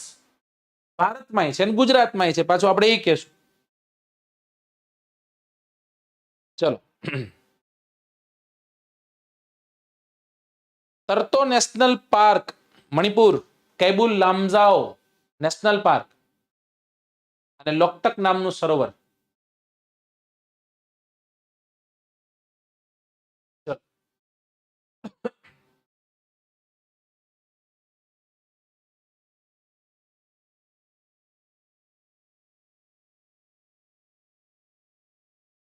ચલો, બી તરફ મેજોરિટી ઓફ સ્ટુડન્ટ જાય છે, રાઈટ? પણ દોસ્તો જે બી કહી રહ્યા છે એ લોકોને કહું ખોટું લગાડતા નહીં પ્લીઝ, કારણ કે સાચો જે આન્સર જે છે સાચો આન્સર એ આવે છે, હે ને? એટલે પ્લીઝ ખોટું લગાડતા નહીં. પવન ઉર્જા જેને આપણે વિન્ડ એનર્જી કહીએ છીએ, આ કેવો સ્ત્રોત છે સાહેબ? અખૂટ સ્ત્રોત છે. આ કેવો સ્ત્રોત છે? પ્રદૂષણ મુક્ત સ્ત્રોત છે. એક વખત ન્યા કરી દો ઊભું એટલે એ સાહેબ એની રીતના આયલો જાય, રાઈટ? વિદ્યુત ઉત્પાદનમાં ઓછો ખર્ચાળ છે. ઓછો ખર્ચાળ એટલે 3-4 કરોડ રૂપિયા થાય એક તમારે હારી પવનચક્કી ગોઠવવી હોય તો, છતાંય ઓછો ખર્ચાળ છે, મતલબ કે તમને પાછું કામ જ એટલું દઈ દે એટલા માટે, રાઈટ? એક સમયે વન્સ અપોન અ ટાઈમ તમે ઘણા ગામડાઓમાં જજો, ગામડાઓમાં છે ને એક ગામડાઓમાં કૂવો હોય, એ કૂવાની ઉપર પવનચક્કી હશે, તો એ કૂવાની ઉપર રહેલી પવનચક્કીનો ઉપયોગ શું કરતા હશે આપણને એમ થાય? એ જ કૂવામાં રહેલી પવનચક્કીનો ઉપયોગ કૂવામાંથી પાણી કાઢવા માટે, એ જ કૂવામાં રહેલી જે પવનચક્કીનો ઉપયોગ દોસ્તો અલગ અલગ ઉપયોગો હતા. પવનચક્કીના ઉપયોગથી અનાજ દળવામાં આવતું. અનાજ દળવાની ઘંટી છે દોસ્તો, એ ઘંટી પવનચક્કીના માધ્યમથી ચાલતી. કોષ પાણી ખેંચવા માટેનો ઉપયોગ થતો પહેલા, પણ ધીમે ધીમે ધીમે ધીમે ધીમે ધીમે કરી અને લોકોને ખબર પડી કે આમાં આનો કરે એમાં ઘણું બીજું થઈ એમ છે, સમજાણું? અને એટલા માટે એની સાથે જનરેટર ફિટ કર્યું, રાઈટ? જનરેટર ફિટ કરી થોડીક વિર્જા જે એનર્જી છે એ એનર્જી પ્રોડ્યુસ એનાથી કરાય છે. એક સાથે પવનચક્કીઓનો સમૂહ હોય તો એને આપણે કહીએ છીએ વિન્ડ ફાર્મ. શું કહીએ છીએ દોસ્તો? Wind farm. ગુજરાતીમાં પવનનું ખેતર ન થાય, વિન્ડ ફાર્મ સાચો આન્સર છે. ગુજરાતમાં સૌથી પહેલું વિન્ડ ફાર્મ માંડવી ખાતે, જ્યારે ગુજરાતનું સૌથી મોટું વિન્ડ ફાર્મ જે છે એ લાંબા ખાતે સ્થિત છે. આ વાતની તમને જાણ છે, રાઈટ? કોઈ દરિયાના વિસ્તારો છે, કાં તો પવન સીધો પવનચક્કીના પાંખડાને અડે, કે પછી કોઈ પર્વતો છે, ઊંચો છે પવન વાય એટલે, કે પછી ખીણ છે, ખીણ તો કે સાહેબ જગ્યા આવી છે, એ જગ્યામાં પવન એક વખત ઘૂસ્યો પાછળથી દબાણ લાગતું એટલે સ્પીડ પકડે, કે પછી વેગીલા અને સતત વહેતા પવનનો કોઈ વિસ્તાર છે, એવા વિસ્તાર ઉપર પવનચક્કીને ઊભી કરવામાં આવે છે. વિશ્વના અલગ અલગ દેશોમાં, જર્મની છે, હજી આ એક દેશનું નામ નથી લીધું, સોરી, જો ડેનમાર્કનું નામ લેવામાં આવે તો કોઈ દેશ એની આજુબાજુમાં ન આવે, સમજાય? ડેનમાર્ક છે, પછી જર્મની નામનો દેશ છે. આ દેશો મુખ્ય વિન્ડ ફાર્મના દેશો છે, પવન ઉર્જા ઉત્પન્ન કરનારા દેશો છે. ચલો, પવન ઉર્જા એ અખૂટ અને પ્રદૂષણ મુક્ત સ્ત્રોત છે. એકવાર સ્થાપિત કર્યા બાદ વિદ્યુત ઉત્પાદનમાં ઓછો ખર્ચ થાય છે. પવનચક્કીનો ઉપયોગ અનાજ દળવાની ઘંટી અને પાણી કાઢવામાં પહેલાના સમયમાં થતો, હાલના સમયમાં તે જનરેટર સાથે જોડી વીજળી ઉત્પન્ન કરાય છે. પવનચક્કીના સમૂહને વિન્ડ ફાર્મ કહેવાય છે. ત્યારબાદ દરિયાના વિસ્તારોમાં પર્વતીય ખીણ અને વેગીલા સતત વહેતા પવનો હોય એવા વિસ્તાર પર આને ઊભી કરવામાં આવે છે. Germany, USA, Denmark, Spain, Bharat પવન ઉર્જા ઉત્પન્ન કરનારા અગ્રણીય દેશો છે. ગુજરાતમાં દેવભૂમિ દ્વારકા ના લાંબા ખાતે અને કચ્છના માંડવી ખાતે સમુદ્ર કિનારે વિન્ડ ફાર્મ સ્થપાયેલા છે. દેવભૂમિ દ્વારકા, કચ્છ, રાજકોટ, પોરબંદર, સુરેન્દ્રનગર વગેરે જિલ્લાઓમાં પવનચક્કીઓને સ્થાપી અને ઉર્જા ઉત્પન્ન કરાય છે. પ્રશ્ન નંબર 13. ભારતમાં લદ્દાખમાં કયા સ્થળે ભૂતાપીય ઉર્જાનો પ્લાન્ટ સ્થાપવામાં આવેલો છે? મતલબ કે જીઓથર્મલ એનર્જીની વાત થઈ રહી છે. હાજીલંગર, ત્યારબાદ છે પુંગા ઘાટી, ત્યારબાદ છે લેહ, પછી છે ચુશુલ. ચલો આન્સર કરવાનો.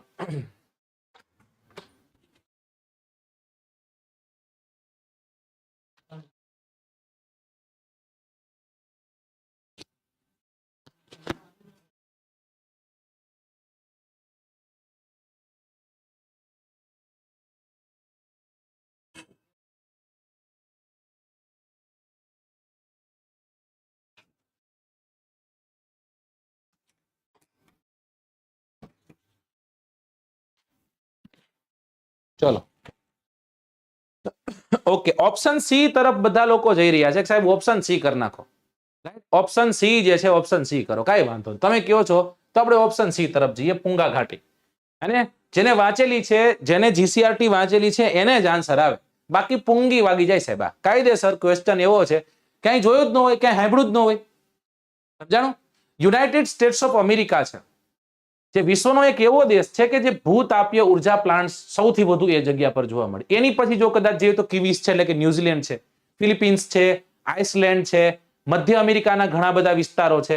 એ વિસ્તારોમાં ભૂતાપીય ઉર્જા, જેને આપણે જીઓથર્મલ એનર્જી કહીએ, એના સ્ત્રોત આપણને જોવા મળે. ભારતમાં કદાચ પૂછે તો હિમાચલ પ્રદેશનો વિસ્તાર છે, એમાં મણિકર્ણ નામની જગ્યા છે, અને લદ્દાખનો વિસ્તાર છે જેમાં પૂંગા ઘાટી છે. આ બે જગ્યા પર આપણને ભૂતાપીય ઉર્જાના સ્ત્રોતો જોવા મળે. શું છે, કઈ રીતના હોય એ હું તમને સમજાવું. જો આમાં નોર્મલી આનું મેકેનિઝમ કેવું હોય છે, પૃથ્વીનો એક એવો પડ, એક એવી જગ્યા કે જે ઓલું પોપડાનો ભાગ છે, ઉપર જે આપણે જે પોપડાનો ભાગ જોવા મળે, એ પોપડાનો ભાગ કેવો છે, તો કે પોપડાનો ભાગ નબળો છે. પોપડાનો ભાગ કેવો છે, નબળો છે, કે પછી પાતળો છે. જે આપણે પૃથ્વીની વાત કરીએ તો પૃથ્વીનો આ ઉપરનો પોપડાનો ભાગ છે, તો પોપડાનો ભાગ કોઈ જગ્યા પર જો પાતળો છે, વચ્ચે તો કે મેન્ટલ છે ને એની વચ્ચે કોર છે, રાઈટ? તો જે જગ્યા પર પોપડું પાતળું છે એ જગ્યા પર ગરમી વધુ અનુભવાશે. એ જગ્યા પર ગરમી વધુ અનુભવાશે. અને એના કારણે અહીંયા કોઈ એવા ઉપકરણો ફિટ કરી અને અહીંયા જે ઓલી સ્ટીમ છે, ગરમ હવાની વાત કરો કે પછી વરાળની વાત કરો, એ વરાળને ક્યાં લઈ જવામાં આવે છે, ટર્બાઇન તરફ લઈ જવામાં આવે. ક્યાં લઈ જવામાં આવે? ટર્બાઇન તરફ લઈ જવામાં આવે. સમજાઈ ગયું? અને એ ટર્બાઇન અને જનરેટર તરફ લઈ ગયા. હવે ત્યાંથી ને તે દોસ્તો આ જે વરાળ હતી એમાંથી ને તે એનર્જી બનાવવામાં આવે છે, અને એ એનર્જીને ગ્રીડમાં મોકલી દેવામાં આવે છે. ક્યાં મોકલી દેવામાં આવે? ગ્રીડમાં મોકલી દેવામાં આવે. સમજાય છે? હવે અહીંયા જ્યારે એનર્જી પ્રોડ્યુસ થઈ ગઈ, બરાબર, પછી ધુમાડો બુમાડો નીકળી ગયો, ફરી એક વખત કુલન્ટ જે છે એ કુલન્ટને નીચે પહોંચાડવામાં આવે. આવી રીતના આખું વર્ક કરતું આવું મેકેનિઝમ જે છે, મેકેનિઝમ સ્થપાય દોસ્તો. અને એને આપણે શું કહીએ છીએ? એને આપણે કહીએ છીએ જીઓથર્મલ એનર્જી. હે સાહેબ, તમે ભારતની વાત કરી, તમે એવું કીધું વિશ્વ જે છે એ વિશ્વમાં ઘણા બધા દેશો, જેમાં યુનાઇટેડ સ્ટેટ્સ ઓફ અમેરિકાની વાત કરી, તમે ન્યુઝીલેન્ડની વાત કરી, તમે ફિલિપિન્સની વાત કરી. આ વિશ્વના દેશો છે. ભારતના રાજ્યની વાત તમને પૂછવામાં આવી ત્યારે તમે એવું કીધું ભારત છે એ ભારતમાં હિમાચલ પ્રદેશ નામનું રાજ્ય છે, અને લેહ લદ્દાખ નામની જગ્યા છે, એટલે કે કેન્દ્ર શાસિત પ્રદેશ છે. લદ્દાખમાં તો અત્યારે મેં તમને કીધું પૂંગા ઘાટી છે, રાઈટ? પૂંગા વેલી છે, જેને બધા હવે ઓળખશે. હવે કદાચ પ્રશ્ન પૂછાશે તમે એનો આન્સર કરવાના છો, રાઈટ? પણ હિમાચલ પ્રદેશની ફરી એક વખત કહું છું, યાદ રાખજો, મણિકર્ણ. ઓકે સાહેબ. સાહેબ ગુજરાતમાં કઈ ખરું? ગુજરાતમાં કોઈ ખાસી સારી એવી જગ્યા નથી, પણ છતાંય તો તમે જોઈ શકો દોસ્તો, લસુંદરા, રાઈટ? ત્યારબાદ વાત કરું ઉનાઈની વાત કરું, બરાબર, તુલસી શ્યામની વાત કરું, ટુવાની વાત કરું, તુલસી શ્યામની વાત કરું, હા, ગરમ પાણીના ઝરાની તમે વાત કરી. હા, એ જ છે. શુદ્ધ ગુજરાતી ભાષામાં તમે ગરમ પાણીના ઝરા કીધા, રાઈટ? એ એના કનેક્શનના કારણે તે પાણી ગરમ રહેતું હોય, સમજો. સમજાય છે આખી વાત? ઓકે, ચલો નેક્સ્ટ ક્વેશ્ચન તરફ જઈએ. એની પહેલા આનું એક્સપ્લેનેશન પણ લઈ લઈએ કે કવિ શું કહે છે. કવિ કહે છે યુએસએ, યુનાઇટેડ સ્ટેટ્સ ઓફ અમેરિકામાં વિશ્વનો સૌથી મોટો ભૂતાપીય ઉર્જાનો પ્લાન્ટ છે. ત્યારબાદ ન્યુઝીલેન્ડ, આઇસલેન્ડ, ફિલિપિન્સ અને મધ્ય અમેરિકા આવે છે. હિમાચલ પ્રદેશના મણિકર્ણ, લદ્દાખનું પુંગી ઘાટી, ભારતના ભૂતાપીય ઉર્જાના પ્લાન્ટ આવેલા છે. ગુજરાતમાં લસુંદરા, ઉનાઈ, ટુવા, તુલસીશ્યામ ખાતે ગરમ પાણીના જરાઓ જે છે એ છે દોસ્તો, રાઈટ? જે ભૂતાપીય ઉર્જા મેળવવાની સંભાવનાઓ છે. 14મો પ્રશ્ન, ભારતમાં ગુજરાત રાજ્ય બાયોગેસના ઉત્પાદનમાં કેટલામું સ્થાન ધરાવે છે? બાયોગેસના ઉત્પાદનમાં કેટલામું સ્થાન ધરાવે છે એવો પ્રશ્ન છે. ચલો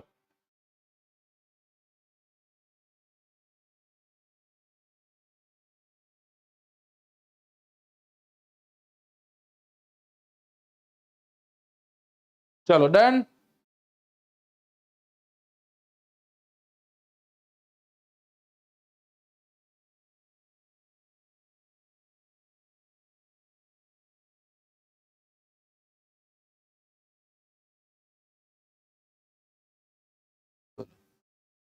કેટલું સુંદર સરસ રીતના બધું વર્ણન કરી રહ્યો, ભણાવી રહ્યો છે. તો આડી અવડી વાતો કરે છે. ચલો ત્યારે કાંઈ વાંધો નહીં. આ આપણે છેલ્લો ક્વેશ્ચન, બરાબર ને? હવે ફરી એક વખત રાહ જોવો એક અઠવાડિયાની. ઓકે, અને કરો ABCD. એક્સપ્લેનેશનના નામે તો ઢૂંચ્યાવ છે. લોકો હું કરે ને એ જ નથી સમજાતું. હું કરવા માંગે ને એ ખબર ન પડે. આ ક્ષણ છે ને એ બહુ મહત્વના છે. અત્યારે જે ક્ષણ જીવી રહ્યા છો બહુ મહત્વના છે. આવું કહું ને એટલે છોકરા એમ કે સાહેબ તો એક કામ કરો, ભણવાનું બધું અઘરું લાગે તો જીવી લઉં. એમય નહીં, કારણ કે જિંદગી લાંબી જ જીવવાનું સમજતું. તો સાહેબ ક્ષણ શું મહત્વના, લાંબી જિંદગી છે. તો અત્યારે જે યુવાવસ્થા છે એનો એક એક દિવસ જઈ રહ્યો છે ને એ મહત્વનો છે. એ પછી ન થવાનું. એ તો સાહેબ બાળપણ એવી ગયું ને. અત્યારનું આ એજ છે ને એ નથી આવવાની. એ તો સાહેબ જેમ વારાફરતી વારા, અત્યારે તું કામ કરી શકીશ એવું ક્યારેય કામ નથી કરી શકવાનું. એટલે અત્યારે જો ગરમ થયા, અત્યારે તમે મહેનત કરી નાખી, બાકી ખતમ. એટલે કે ને કે આ ખૂબ ખૂબસૂરત આ અણમોલ જિંદગી વ્યર્થ વહી જાય એનું કાંઈ નહીં. શું કે આ ખૂબ ખૂબસૂરત આ અણમોલ જિંદગી વ્યર્થ વહી જાય એનું કાંઈ નહીં. વસ્તુ ખોવાય એની થાય ઘણી વેદના, અને વર્ષો ખોવાય એનું કાંઈ નહીં. આ ખૂબ ખૂબસૂરત આ અણમોલ જિંદગી વ્યર્થ વહી જાય એનું કાંઈ નહીં. વસ્તુ ખોવાય એની થાય એની વેદના, અને વર્ષો ખોવાય એનું કાંઈ નહીં. એક એક શ્વાસે આ આયખાનું સુકાતું સરવર્યું થાય સાવ ખાલી. એક એક શ્વાસે આ આયખાનું સુકાતું સરવર્યું થાય સાવ ખાલી. આ વર્ષોના વર્ષો જોઈ એની રીતે, આ વર્ષોના વર્ષો જોઈ એની રીતે, અને ઈચ્છાને ખપ્પર ખાલી. આ ખૂબ ખૂબસૂરત અણમોલ જિંદગી વ્યર્થ વહી જાય એનું કાંઈ નહીં. વસ્તુ ખોવાય એની થાય ઘણી વેદના, વર્ષો ખોવાય એનું કાંઈ નહીં. આશાના ડોર ઉપર જીવનભર નાચ્યા, અને પછી ખાધેલી પછડાટ એનું કાંઈ નહીં. ઘણી બધી આશાઓ છે ને.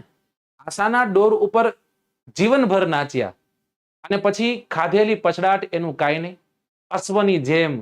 અશ્વની જેમ દોડીને હાંફે છે માનવી, પેલા ક્રમે રહેવાની રેસમાં. અશ્વની જેમ દોડીને હાંફે છે માનવી, પહેલા ક્રમે રહેવાની રેસમાં. છેલ્લી લાઈન મને બહુ ગમે કે લોહી લુહાણ થાય તોય માને છે, લોહી લુહાણ થાય તોય માને છે, સુખ રૂપિયા ભરેલી ઓલી સુટકેસમાં.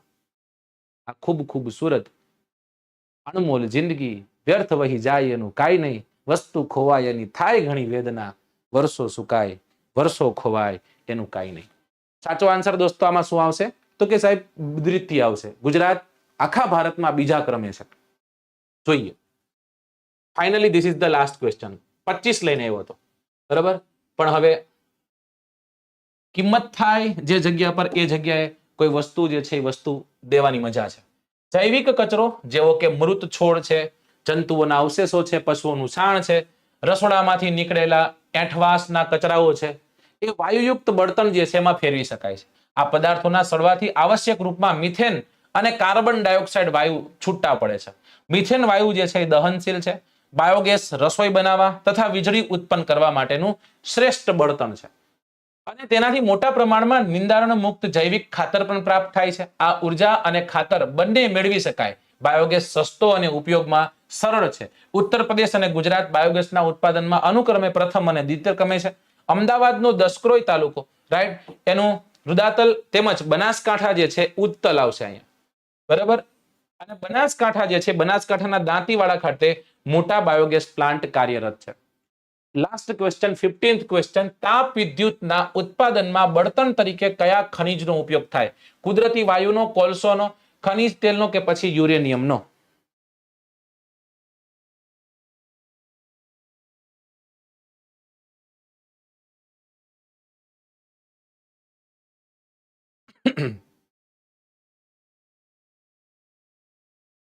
ચાલો,